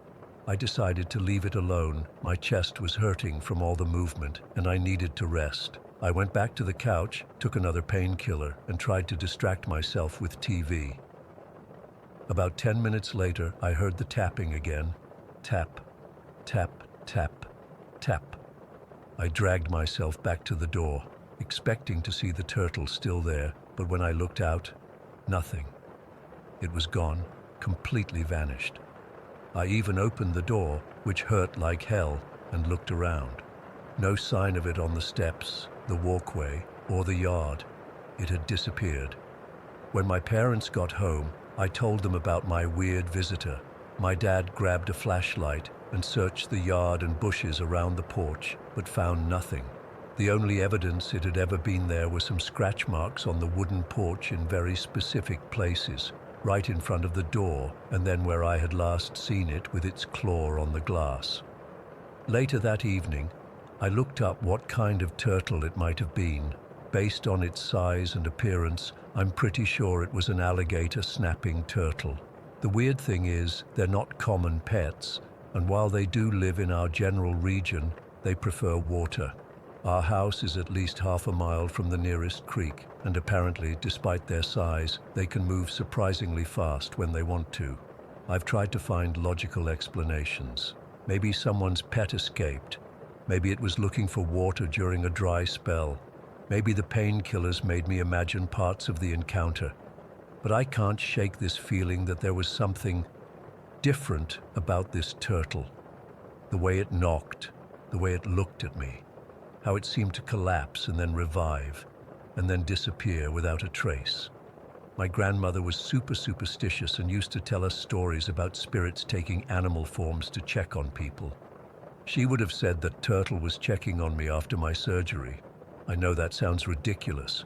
I'm not usually the type to believe in supernatural stuff, but sometimes when I'm alone in the house and I hear a noise on the porch, I get a chill. And sometimes, just sometimes, I think I hear that distinctive tap, tap, tap, tap. The strangest part? My recovery went remarkably well after that day. The doctors were surprised by how quickly I healed, probably just coincidence, but sometimes I still find myself looking down when I open the front door, half expecting to see those ancient eyes looking back up at me. Story 18. I've never told anyone about this except my therapist, and even then, I couldn't get through the whole story without breaking down. But I need to get this out somewhere, and maybe someone here has experienced something similar. This happened when I was 6 years old, living in Oakwood Hills with my parents and younger brother Tommy. It's been 20 years, but I remember it like it happened yesterday. Some memories fade with time, but not this one. This one seems to get sharper, more detailed with each passing year. It was the middle of summer, and our house was this old Victorian-style place with creaky floors and weird shadows. My parents loved it because it had character. But as a kid, I hated how the pipes knocked at night and how the wind made the whole place moan. My bedroom was at the end of the upstairs hallway, with Tommy's room right next to mine. That night, I woke up needing to pee. I remember being annoyed because I was having this really good dream about riding horses, and I didn't want to get up. But when you're 6 and you need to pee, you really need to pee. Our bathroom was across the hall, and I had this whole system worked out where I'd count to 3, then make a run for it, so whatever was under my bed couldn't grab my ankles. I did my usual sprint to the bathroom, fumbling with the light switch with my small hands. After I finished, I washed my hands and had to stand on my tippy toes to reach the faucet. I remember the water was ice cold, and I was thinking about how I was going to dive back into bed and try to get back to my horse dream. When I opened the bathroom door to head back to my room, that's when I saw her. Standing at the end of the hallway, right outside my bedroom door, was a woman. But not just any woman. It was me, an adult version of me. I know that sounds crazy, but I recognized my own face, even though it was on a grown-up body. She had my eyes, my nose, my chin, everything. Her hair was so long it reached past her waist, dark and dripping wet. She wore a white nightgown that was completely soaked through, like she'd just walked out of a lake or something. Water was pooling around her bare feet on the hardwood floor. But what still makes my skin crawl, what still wakes me up in cold sweats 2 decades later, was her smile. It wasn't a normal smile. It was stretched too wide, showing too many teeth. It wasn't a smile of happiness or even madness. It was knowing, like she knew something terrible that I didn't. And her eyes, they were locked directly on mine, completely unblinking. I stood there, one hand still on the bathroom doorknob, unable to move. I couldn't scream. I couldn't breathe. I just stood there, trapped in her gaze. For what felt like an eternity, but was probably about 10 or 15 seconds, we just stared at each other. She never moved, never spoke, just smiled that horrible smile with water dripping from her hair and clothes onto our hallway floor. I remember my legs starting to shake. My vision got spotty around the edges, and I thought I was going to pass out. I was so scared I thought my heart might actually stop beating. Then my dad's alarm clock went off in my parents' room. He had an early shift that day, and the beeping broke whatever spell I was under. I blinked, and when I looked again, she was gone, just gone. The hallway was empty, and the floor was completely dry. I ran back to my room so fast I tripped and skinned my knee on the doorframe. I dove under my covers and stayed there, shaking until morning. I didn't tell my parents. How could I explain seeing an adult version of myself? They'd think I was making it up or had a nightmare. For months afterward, I refused to use the bathroom at night. I'd hold it until morning, no matter how uncomfortable it was. I started wetting the bed again, something I hadn't done since I was 3. My parents were concerned and took me to a doctor, but no one could figure out what was wrong. How could I tell them I was terrified of seeing that woman again, that I was afraid of seeing myself? I tried to rationalize it as I got older. Maybe it was a dream, maybe it was my imagination, but it felt so real. The way the wooden floor creaked under her weight, the sound of water dripping from her nightgown, the way her eyes never blinked, not once during that entire encounter. About a year after this happened, my little brother Tommy, who was only 4 at the time, started having night terrors. He'd wake up screaming about the lady in the white dress. My blood ran cold the first time he mentioned her. I asked him what she looked like, and he said she was wet and had a scary smile. He said she stood at the foot of his bed and watched him. My parents assumed he'd overheard me talking about my nightmare and was just copying me, but I never told anyone about what I saw, not a single soul. How could Tommy know? We moved away from that house when I was 8, after what happened to Tommy. I still can't talk about that part without completely falling apart. All I'll say is that his death wasn't natural and it changed our family forever. The police never found who did it. Sometimes I wonder if there's a connection to what we both saw, but that thought is too terrifying to dwell on. Over the years, I've developed theories about my encounter. Maybe it was my future self trying to warn me about something.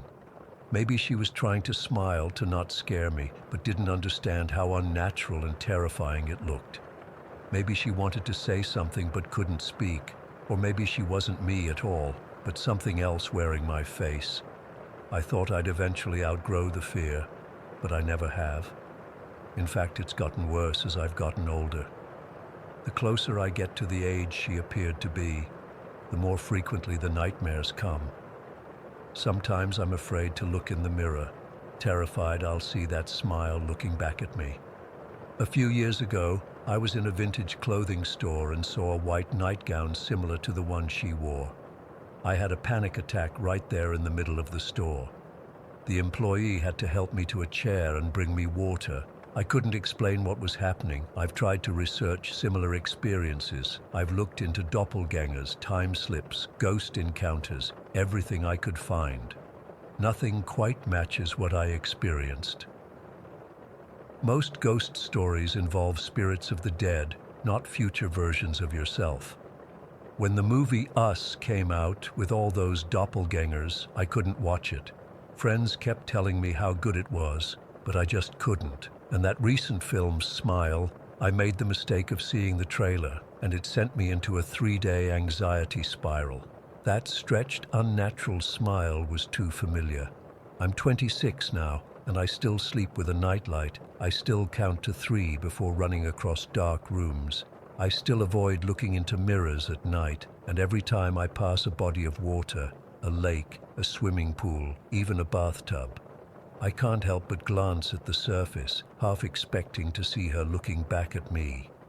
The rational part of my brain says it was just a childhood hallucination, or a dream so vivid it felt real. But another part of me, The part that still remembers the cold dread of that moment, knows what I saw was real. Sometimes I worry about what happens when I reach the age she appeared to be. Was she 30, 35? What will happen when I reach that age? Will I somehow become her? Will I find myself standing in a hallway, soaking wet, smiling at my younger self? Is this some kind of loop I'm destined to complete? The most terrifying thought is that maybe she wasn't trying to warn me or communicate with me at all. Maybe she was just enjoying my fear, feeding off it somehow. That smile wasn't kind or reassuring. It was hungry. I still live with my parents. I know that sounds pathetic at my age, but after what happened to Tommy, none of us could really move on. We're stuck in our grief, in our fear, and I'm still too afraid to live alone, too afraid of who or what might visit me in the night. Last week, I woke up at exactly 3:15 in the morning. I know the time because I checked my phone immediately, feeling uneasy. My hair was soaking wet, though I hadn't showered before bed. My white sleep shirt was drenched. There was water on my floor, leading from my bed to the door. I haven't slept properly since. I keep checking the mirror, examining my smile, making sure it's still my own. I'm terrified of what's happening. Am I sleepwalking, losing my mind, or is the cycle beginning? All I know is that whatever I saw that night 20 years ago has never left me. And sometimes, late at night, when the house is quiet and I'm lying awake, I swear I can hear water dripping in the hallway outside my door. Story 19. I still wake up some nights to the sound of wind chimes, even though there aren't any hanging anywhere near my house. I check my bedroom windows, check the yard, check everywhere, but nothing's there, at least nothing I can see now. I guess I should start from the beginning. I was 10 years old, living in Willow Creek, Pennsylvania with my mom. We had this house that backed up to a pretty dense stretch of woods. I used to play at the edge of those trees all the time. Nothing bad ever happened until that one afternoon in late October. I was collecting leaves for a school project. The sun was starting to set, and everything had that golden-orange tint that happens in fall. I remember being really particular about finding the perfect red maple leaf when I heard it. This soft, tinkling sound, like wind chimes. The weird thing was, it wasn't windy at all. Dead calm, actually. I looked up toward the sound, deeper into the woods, and that's when I saw it. Standing between two oak trees, maybe 30 feet away, was this thing. I don't know what else to call it. It was tall, like impossibly tall, at least 10 feet.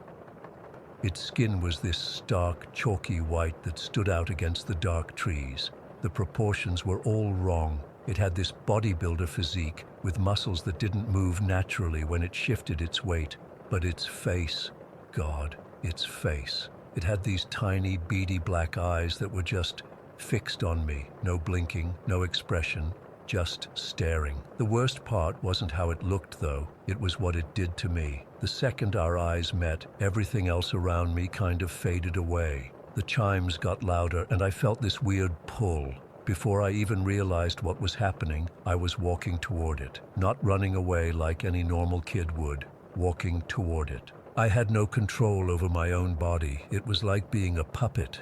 I don't know what would have happened if my mom hadn't called my name from the back porch. The second she yelled, "Jessica," everything snapped back to normal. The chimes stopped. I blinked, and the thing was gone. Just gone. No movement, no sound, just vanished. I ran back to the house crying, but when I tried to explain what happened, my mom thought I'd just scared myself with an overactive imagination. She made hot chocolate and put on a movie, and I tried to convince myself she was right. We moved to Texas about a year later for Mom's job. I never saw the creature again in Pennsylvania, and eventually I half convinced myself it had been a weird hallucination or something. By the time I was 16, it was just this creepy childhood memory that I rarely thought about. That's when I met Shie and Catan online. We were all into the same games and started hanging out in Discord calls. Shie was 16 like me, living in Ohio, and Catan was 14 from Nevada. We got close pretty fast, spending hours gaming together, doing homework on video calls. just becoming really good friends despite never having met in person. About 6 months into our friendship, Xie mentioned something during one of our late-night calls that made my blood run cold. He was talking about this weird tall guy he kept seeing at the edge of the woods behind his house. Said it was probably nothing, just his mind playing tricks, but he described seeing a freakishly pale dude built like a bodybuilder but way too tall, watching him from the trees when he'd take out the trash. I remember my hands shaking so bad I dropped my controller. I'd never told anyone about what I'd seen as a kid. Not my friends, not even my online friends. But Xie had just described the exact same thing. I finally opened up and told them about my experience in Pennsylvania. Catan was fascinated in that morbid way people get about creepy stuff that doesn't directly affect them. Xie got really quiet.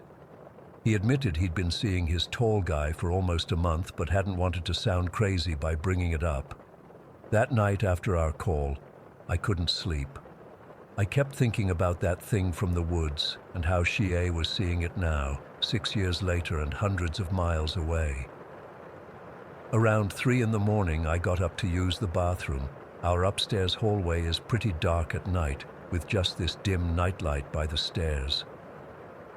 As I walked back to my room, I glanced toward the bathroom door. It was standing there, the same white, muscular figure from my childhood, now crammed into my hallway, its head nearly touching the ceiling, those black eyes fixed on me, unblinking. The wind chime sound started up, soft at first, then getting louder. I couldn't move, couldn't scream. I just stood there, frozen, as it stared at me. Then my cat knocked something over downstairs, and the crash broke whatever hold it had on me. I blinked, and it was gone.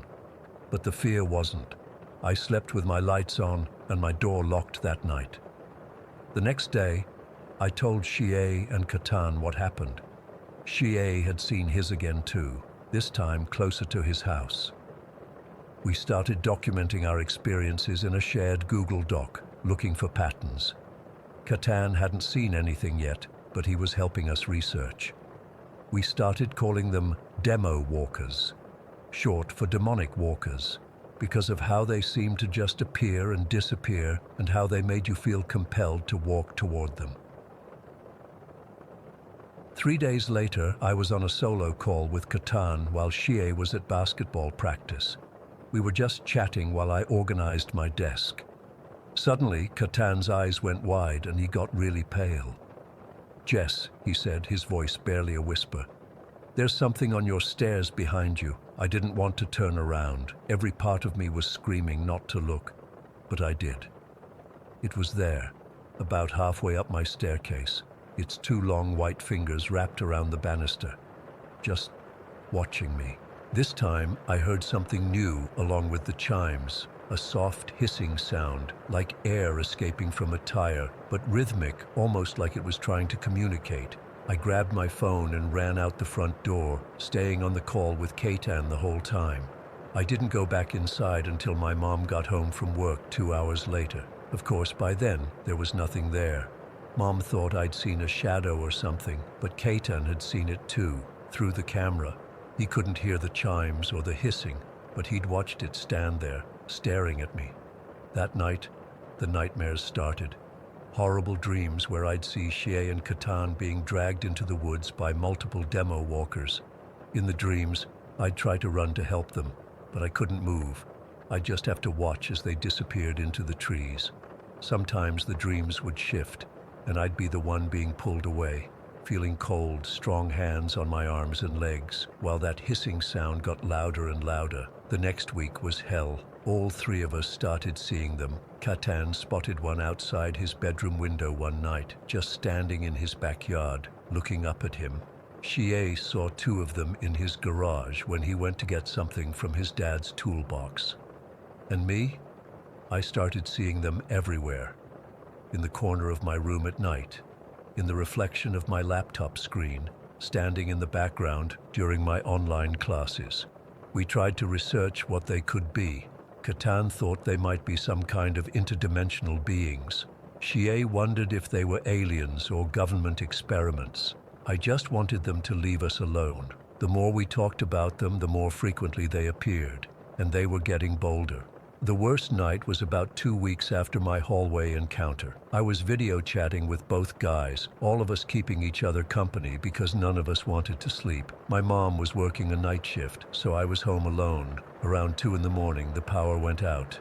My laptop was still working on battery, but all the lights in my house died. Through the camera, Shie and Katan could see my room go dark. That's when we all heard it, the wind chimes. Not just me this time, but through my microphone, clear enough that both guys heard it too. Then came the hissing, louder than before, almost like words but not quite language. "Jess, what is that noise?" Katan asked, his voice cracking. Before I could answer, my bedroom door slowly swung open. Standing in the doorway was a demo walker, but different from the others. This one was even taller, its head bent awkwardly against my ceiling. Its skin wasn't just white, it seemed to glow faintly in the darkness. And it wasn't alone. I could make out at least 2 more shapes behind it in the hallway.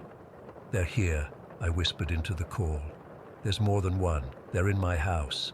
"Get out of there," Shie was yelling. "Jess, go out your window! Now!" I was frozen in place. The main one took a step into my room, and that's when the hissing changed. It became synchronized, all of them making the same pattern of sounds together, like they were chanting. The wind chimes got so loud, I had to cover my ears. The laptop camera couldn't capture them well in the dark. Shie and Katan said later they could only see vague, tall shapes moving in my room, but I could see them perfectly. The lead one reached out one of its long, white arms toward me. Its fingers were at least twice as long as they should be, with too many joints. I don't remember deciding to move. 1 second I was sitting on my bed. The next, I was prying open my window, phone still clutched in my hand. I could hear Shie and Katan's panicked voices coming from the laptop I'd left behind. As I climbed out onto the roof over our porch, I heard the hissing get faster, more urgent. I jumped down to the yard and ran to my neighbor's house. The elderly couple who lived there called the police for me. When the cops arrived and checked my house, they found nothing. No tall white figures, no signs of any break-in. My laptop was still on my bed, the call with Shie and Katan still active. They'd seen shapes moving around my room for almost 15 minutes after I escaped. Then nothing. The police wrote it off as a teenager's overactive imagination or possibly a prank. The power outage was real. It had affected several streets in our neighborhood. But everything else? They didn't believe me.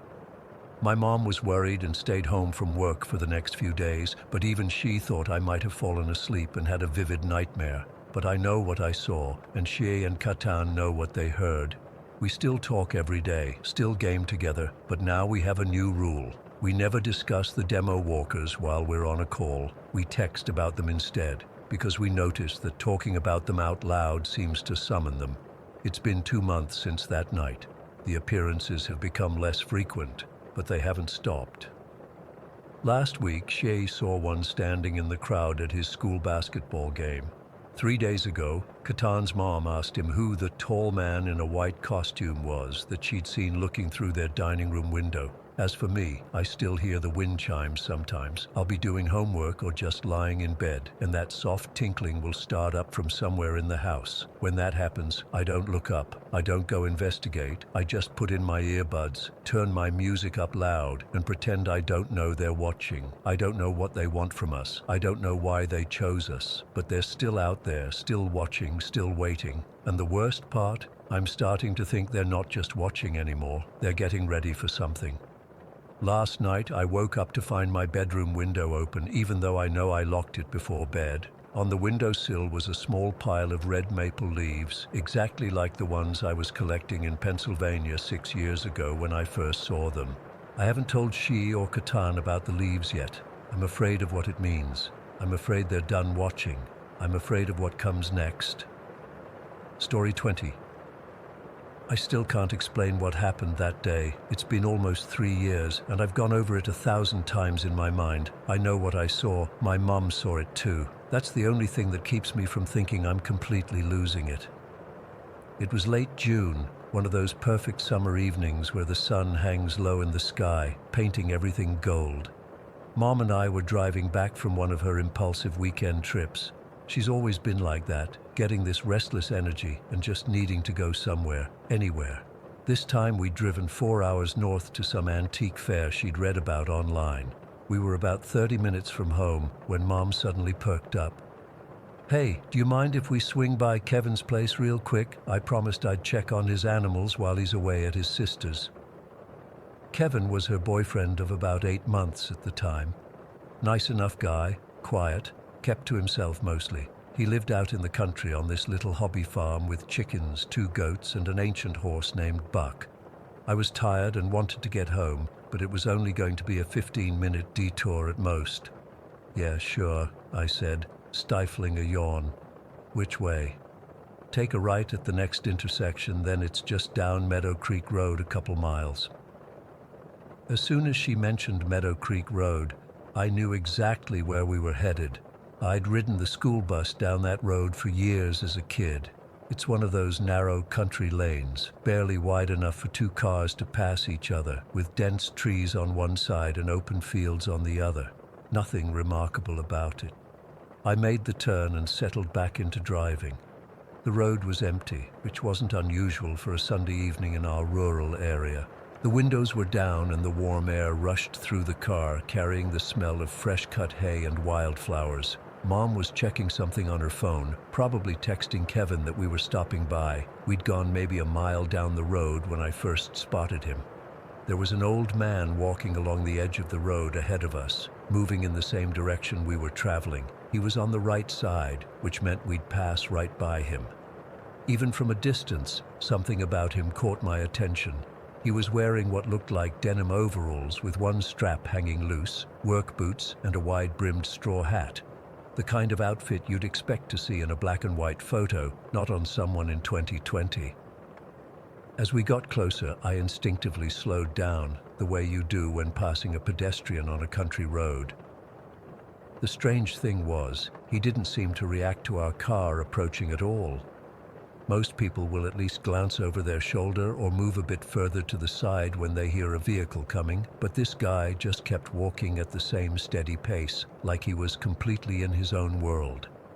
"Watch out for that old farmer," Mom said, looking up from her phone. "Yeah, I see him," I replied, easing off the gas even more. We were probably going about 15 miles per hour by then. When we were about 50 feet away, I could see him more clearly. He was definitely elderly, had to be in his 80s at least. Wisps of white hair poked out from under his hat. His skin was deeply tanned and weathered, like someone who'd spent their entire life working outdoors. The overalls looked faded and worn, not in the fashionable way, but like they'd been washed 1,000 times over decades of use. What struck me as odd was how he was just staring straight ahead as he walked. Most people would at least acknowledge a car coming up behind them, especially on a road this narrow, but he didn't turn or wave or give any indication he knew we were there. "He doesn't seem to hear us coming," I said to Mom, who was now watching him too. "Maybe he's hard of hearing. A lot of older farmers are, from the equipment." I slowed down even more as we approached him, practically crawling along. I moved slightly toward the center of the road to give him plenty of room. We were right alongside him when it happened. 1 second he was there, solid as anything, close enough that I could have reached out the window and touched his shoulder. The next second, gone, completely vanished. Not like he stepped behind something or fell or ran away. There was nowhere for him to go. He literally disappeared into thin air right next to our car. I slammed on the brakes instinctively, the car skidding slightly on the gravel shoulder. My heart was hammering in my chest. I whipped my head around to look out the rear window, thinking maybe I'd somehow missed something. Maybe he'd jumped the fence or fallen into a ditch I hadn't noticed. But there was nothing behind us except empty road. Just a lone oak tree about 20 yards back and the wooden fence running alongside the pasture. No farmer, no movement, nothing. "Did you?" I started to ask, my voice coming out higher than normal. "Where did he go?" Mom interrupted, her face pale as she twisted in her seat to look behind us. For a moment we just sat there in the idling car, both of us scanning the roadside. The only sounds were the engine running and the distant call of a crow somewhere in the fields. You saw him disappear too, right? I finally asked, needing the confirmation that I wasn't hallucinating. Mom nodded slowly. He was right there, and then he wasn't. She swallowed hard. Let's go back and check. Maybe he fell or something. I put the car in reverse and backed up slowly to where we'd seen him last. We both peered out the windows. The roadside was empty. No ditch he could have fallen into. No break in the fence he could have slipped through. Just flat ground, short grass, and that weathered wooden fence separating the road from the pasture. The fence was intact, about 4 feet high with no gaps. This doesn't make sense, I said, putting the car in park and unbuckling my seatbelt. I'm going to check. I got out and walked around the area, even checking behind the oak tree, though it was too far from where we'd seen him to be a reasonable explanation. Mom joined me, and we spent maybe 10 minutes searching the immediate area, calling out to see if anyone would respond.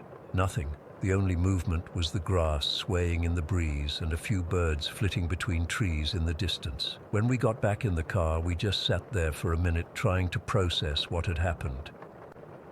What did you see exactly? I asked Mom, wanting to compare notes before we started doubting ourselves. An old farmer, had to be in his 70s or 80s, white hair, big straw hat, overalls with one strap undone, walking along like he didn't even know we were coming up behind him, and then he just vanished while we were right next to him. It was exactly what I had seen. The overalls looked really old-fashioned, I added, like something from decades ago, and his boots looked like those old work boots, not modern ones. Mom nodded. Yeah, like something from the 60s or 70s. My dad used to dress like that when he worked in the fields. We sat in silence for another moment before I reluctantly put the car back in drive. I felt uneasy leaving, like we were abandoning someone who might need help, but there was clearly no one there to help. Let's just go check on Kevin's animals and head home, Mom said quietly. I don't know what just happened, but I don't like it. The rest of the drive to Kevin's place was tense. We kept scanning the roadside, half expecting to see the old farmer again, but there was nothing unusual. We took care of the animals quickly. Mom seemed distracted the whole time and headed home. That night I couldn't sleep. I kept replaying the scene in my head, trying to find some logical explanation. Maybe he ducked behind the tree. No. It was too far away, and we would have seen him moving. Maybe he somehow vaulted over the fence in a split second. Impossible for a man that age, and we would have seen him in the open field beyond. There was simply nowhere for him to have gone. The next day, I called my buddy Jake, who grew up in the area, and asked if he knew anything about an old farmer who lived near Meadow Creek Road. Not anymore, he said. There used to be an old guy named Harold Wilkins who had the property at the bend in the road, but he died like 30 years ago. His son sold the land to developers back in the 90s. I felt a chill run down my spine. What did this Harold guy look like? I don't really know, man. This was before our time. My dad mentioned him once or twice. Said he was a bit of a local character, always walking everywhere because he never got his license. Why are you asking? I made up some excuse about Mom mentioning an old farmer she'd seen, and Jake didn't press further. But that night, I looked up Harold Wilkins online and found an obituary from 1988. It mentioned he'd died in a farming accident on his property on Meadow Creek Road. He was 82. I've driven down that road dozens of times since then, sometimes intentionally looking for the old farmer, sometimes just passing through on my way somewhere else. I've never seen him again. Mom and I don't talk about it much anymore, but sometimes I'll catch her looking out the window with a distant expression when we're near that area, and I know she's thinking about it too. This wasn't my first experience with something unexplainable. When I was a kid, I used to see dark figures standing in the corners of my room at night. Mom always said it was just my imagination, but they felt real, and there were other things too. Items moving on their own, voices when no one was home. But nothing as clear and undeniable as what happened that summer evening on Meadow Creek Road. I don't know what we saw that day, a ghost, some kind of time slip, or something else entirely. All I know is that both of us watched a solid physical person vanish into nothing right before our eyes, and I've never been able to explain it.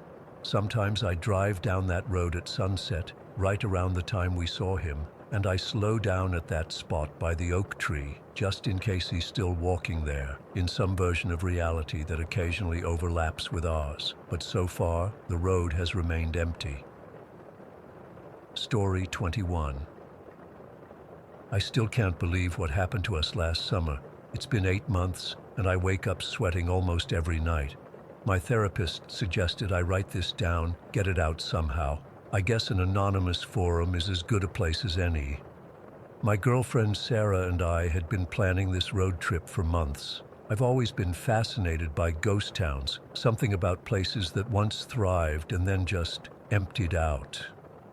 Sarah wasn't as into it as I was, but she loves photography and thought the abandoned buildings would make for some cool shots.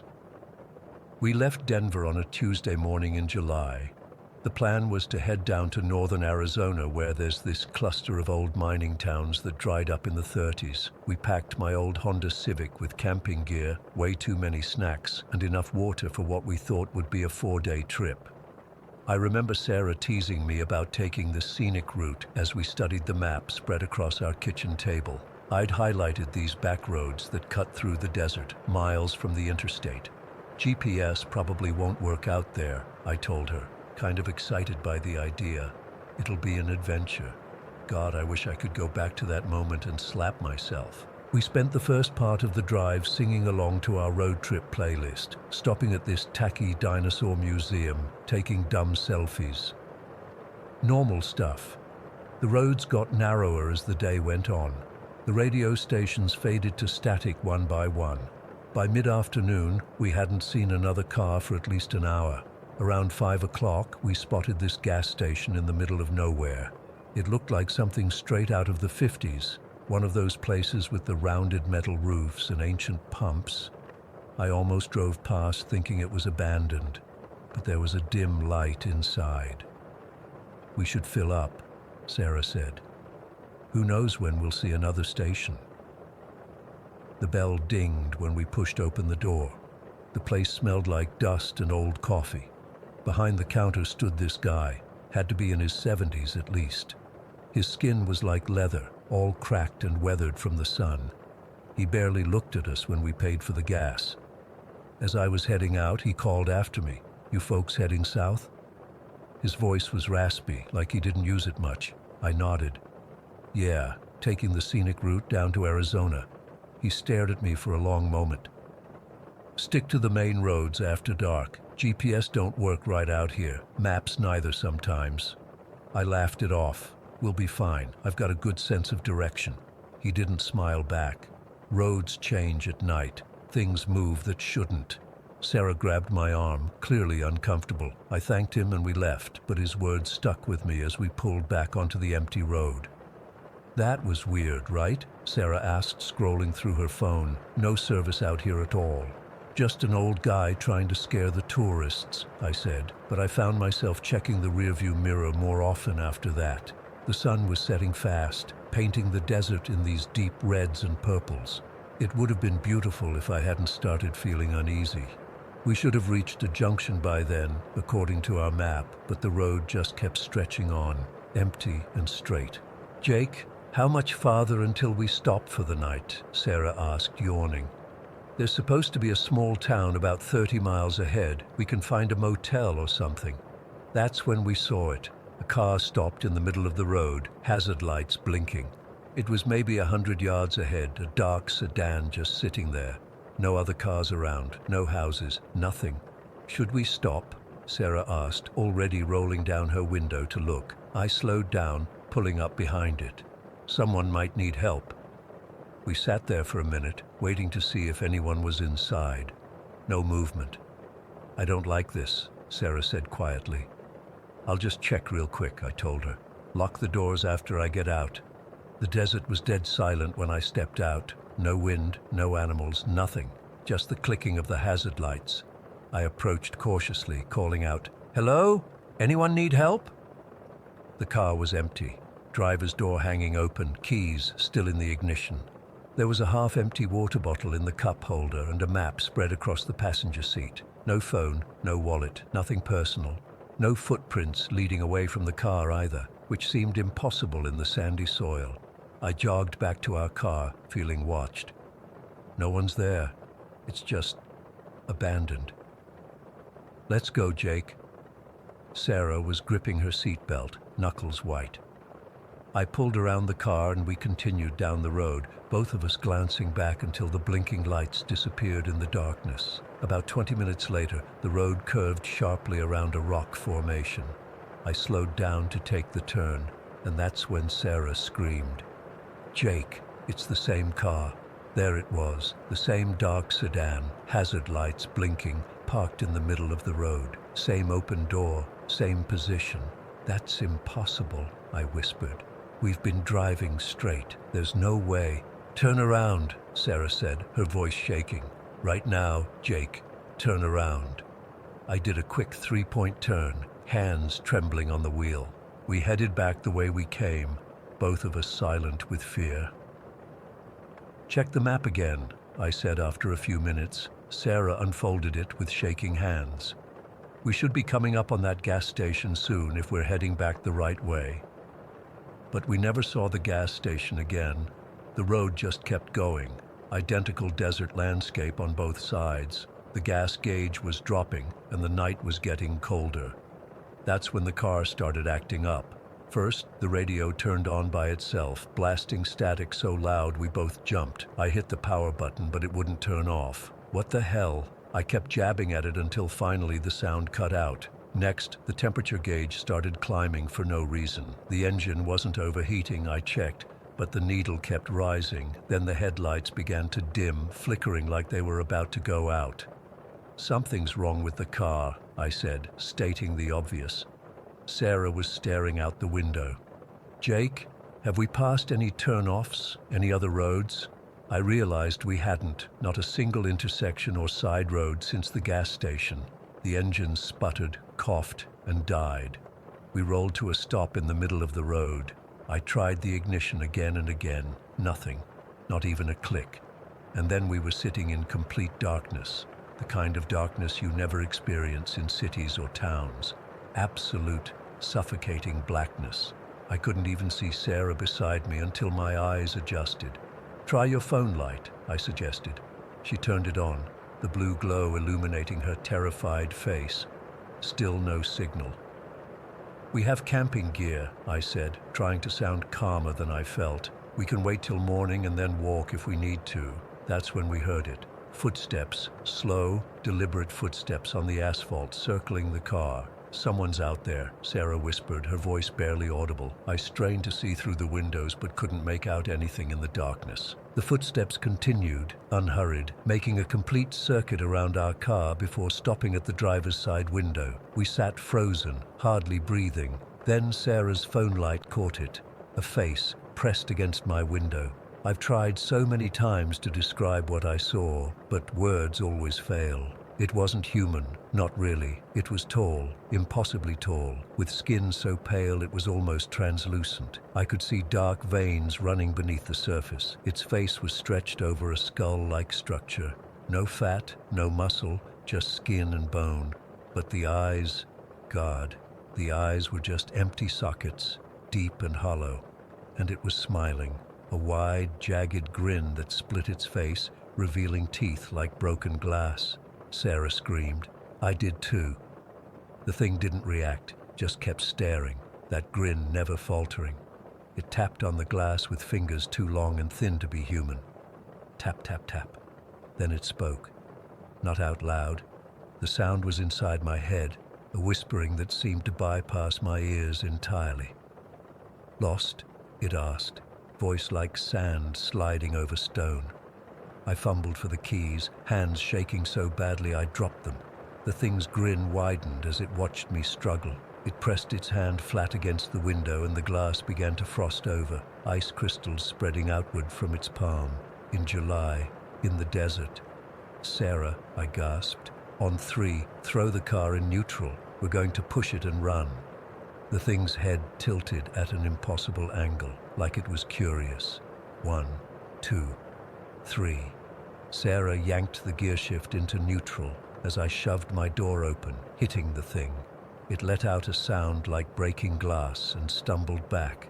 I jumped out and pushed with everything I had. Sarah scrambled across to help, and somehow we got the car rolling forward. "Run!" I shouted, grabbing her hand. We sprinted away from the road into the desert, not caring about direction or destination, just away from that thing. I don't know how long we ran. My lungs were burning, legs screaming with pain. Sarah tripped and fell, and I pulled her up, both of us gasping for breath. "I think we lost it," she panted.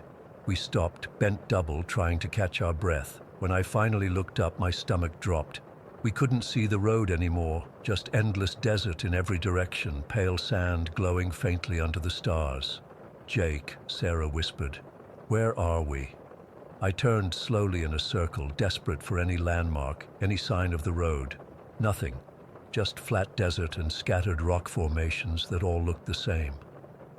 "We need to find the road again," I said, trying to sound confident.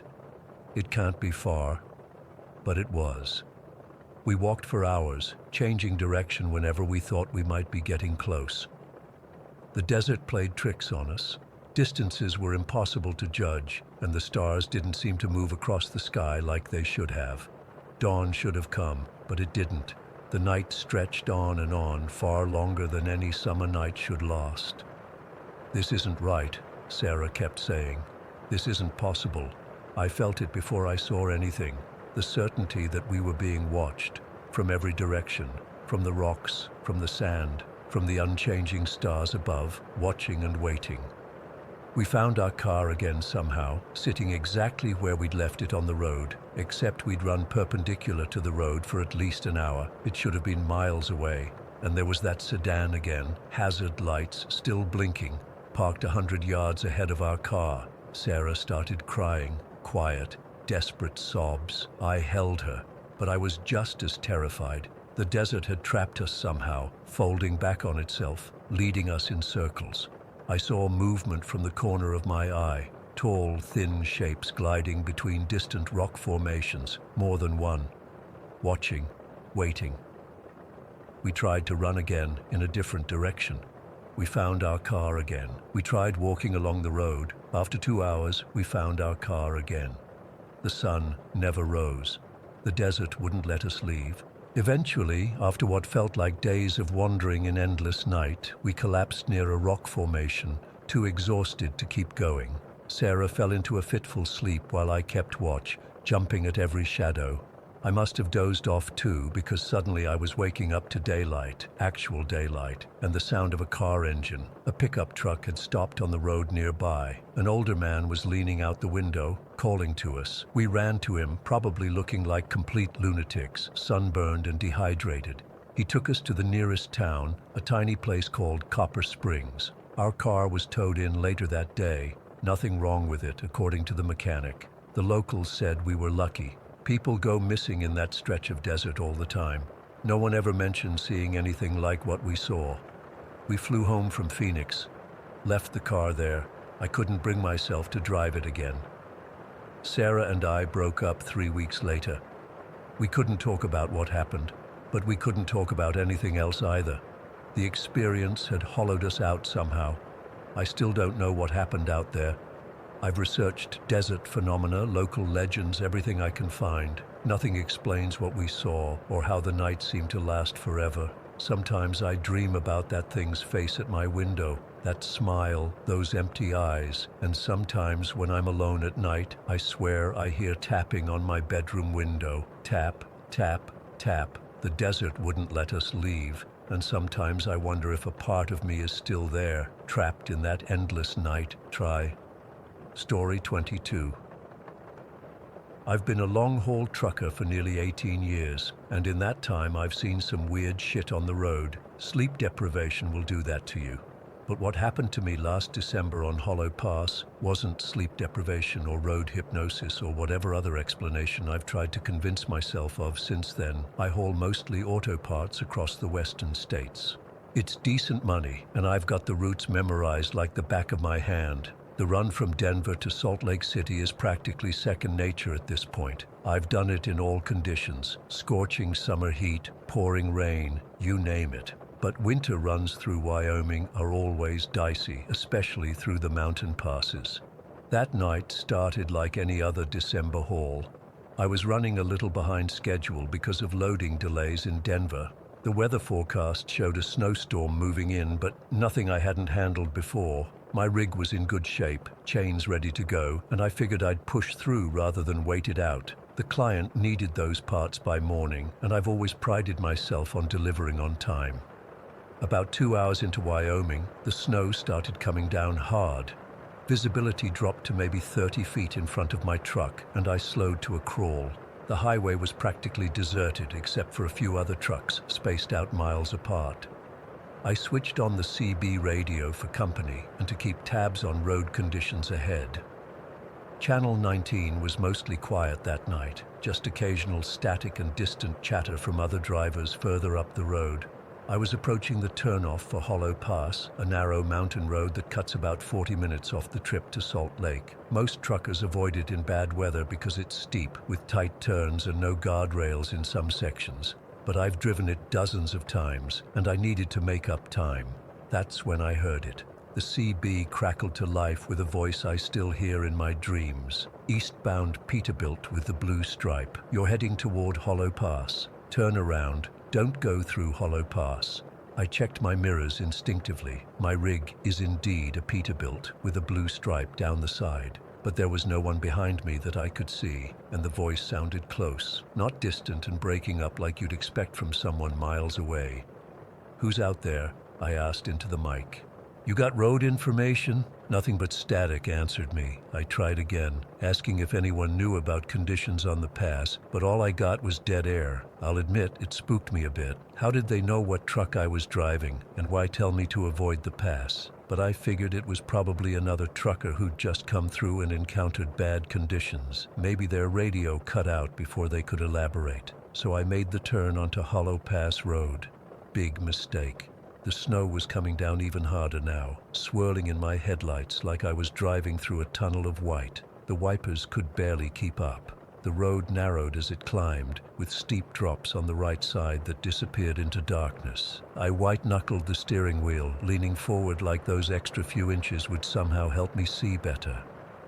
About 15 minutes up the pass, my headlights caught something off to the side of the road, a flash of red metal through the curtain of snow. I slowed even more and saw it was another semi, jackknifed and partially off the road. The cab was crushed against a tree, and there were no lights on inside. I pulled over as far as I safely could and set my hazards. Part of me wanted to just call it in and keep moving. Stopping on a mountain pass during a blizzard is asking for trouble. But I couldn't just drive past if someone was hurt. I grabbed my heavy coat, flashlight, and emergency kit, then stepped out into the biting cold. The wind nearly knocked me sideways, and the snow stung my face like tiny needles. I trudged toward the wrecked truck, calling out, but my voice just disappeared into the howling wind. The truck was empty. The driver's side door hung open, and there was no one inside the cab. That's when I noticed something that made my blood run cold. A single set of footprints leading away from the truck into the forest along the mountainside. Fresh footprints. In a blizzard like this, they should have been covered within minutes.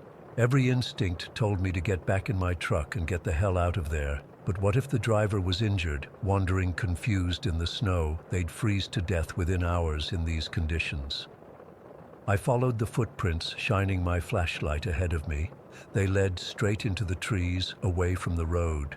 No wandering or zigzagging like you'd expect from someone disoriented after an accident. Just a direct line into the darkness. I'd gone maybe 50 yards into the trees when I saw a figure ahead, moving slowly through the snow. Relief washed over me. At least they were alive and mobile. "Hey!" I shouted. "You okay? I saw your truck back there." The figure stopped but didn't turn around. Something felt off. The person was wearing what looked like a thin jacket and jeans, completely inadequate for the freezing temperature, and they were just standing there, perfectly still in the whipping wind and snow. "Do you need help?" I called, moving closer. I've got a first aid kit in my truck. That's when they started to turn slowly, almost mechanically, and I noticed something else that made my skin crawl. They were barefoot, in snow that was at least a foot deep. No boots, no shoes, nothing. I stopped about 15 feet away, my flashlight beam illuminating them. It was a man, or at least it looked like one. Tall, unnaturally thin, with dark hair plastered to his skull by the snow. But as I watched, I realized something else that was wrong. I could see my own breath clouding in front of me with every exhale, but this person, nothing. No steam from their mouth or nose at all. When they finally faced me completely, I nearly dropped my flashlight. Their face was wrong, pale, bloodless skin stretched too tight over the bones, but it was the eyes that made me take an involuntary step backward. They were completely black, like empty holes in their face with no whites, no iris, just darkness. And their mouth, God, their mouth was stretched in a wide, unnatural smile that extended almost to their ears. We stared at each other for what felt like an eternity, but was probably only seconds. Then that thing opened its mouth wider than any human could and spoke in a voice that sounded like dried leaves scraping over concrete. "Turn back," it rasped, "before it finds you." I didn't ask what it was. I didn't say anything at all. My body kicked into survival mode before my brain could even process what was happening. I turned and ran, stumbling through the snow, back toward my truck. I swear I could feel something following me, but I didn't look back. Not once. I scrambled into my cab, locked the doors, and fired up the engine. My hands were shaking so badly I could barely get the truck into gear. As I pulled away, I glanced in my side mirror and caught a glimpse of that figure standing in the middle of the road where I'd been parked, still smiling that impossible smile, watching me go. I drove that mountain pass faster than was safe, fishtailing on curves, barely keeping control. The whole time I kept checking my mirrors, convinced I'd see that thing running behind me, gaining on me. The CB radio hissed and popped with static, occasionally breaking into what sounded like whispers just below the threshold of understanding. When I finally reached the other side of the pass and hit the main highway, I nearly cried with relief. I didn't stop driving until I reached a truck stop about 70 miles further on. By then, I'd almost convinced myself I'd imagined the whole thing, stress and fatigue playing tricks on my mind. I parked, shut off the engine, and just sat there for a while, trying to calm my racing heart. Eventually, I decided I needed coffee and a bathroom break before continuing to Salt Lake. I climbed down from the cab, locked it, and headed inside. The truck stop was nearly empty, just the night cashier and a couple of other drivers hunched over coffee cups at the counter. I nodded to them, used the bathroom, and got a large coffee to go. Nobody said anything about me looking like I'd seen a ghost, though I'm sure I did. When I got back to my truck and climbed up to the driver's side door, I froze.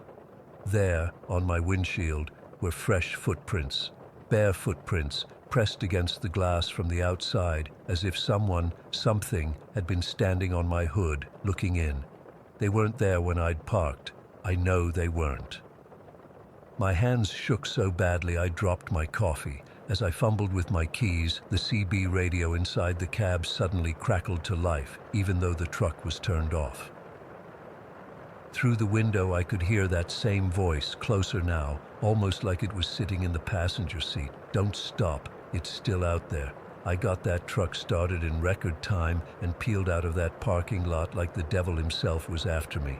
I drove straight through to Salt Lake without stopping again, jumping at every shadow on the road and every crackle of static on the radio. I delivered those parts on time, but that was the last run I ever made through Hollow Pass. These days I take the long way around, adding 2 hours to my trip rather than set tire on that road again. My dispatcher thinks I'm crazy, but I don't care. Sometimes, on cold nights when I'm driving alone, I still hear whispers coming through the CB, even when it's turned off. And sometimes, when I wake up in my sleeper berth at rest stops, I find barefoot prints in the snow outside my truck, circling it completely, like something was looking for a way in. I don't know what that thing was at Hollow Pass. I don't know if it was warning me about something worse or if it was the danger itself. All I know is that it's still out there, waiting in the snow, watching for the next driver who doesn't heed the warning to turn around.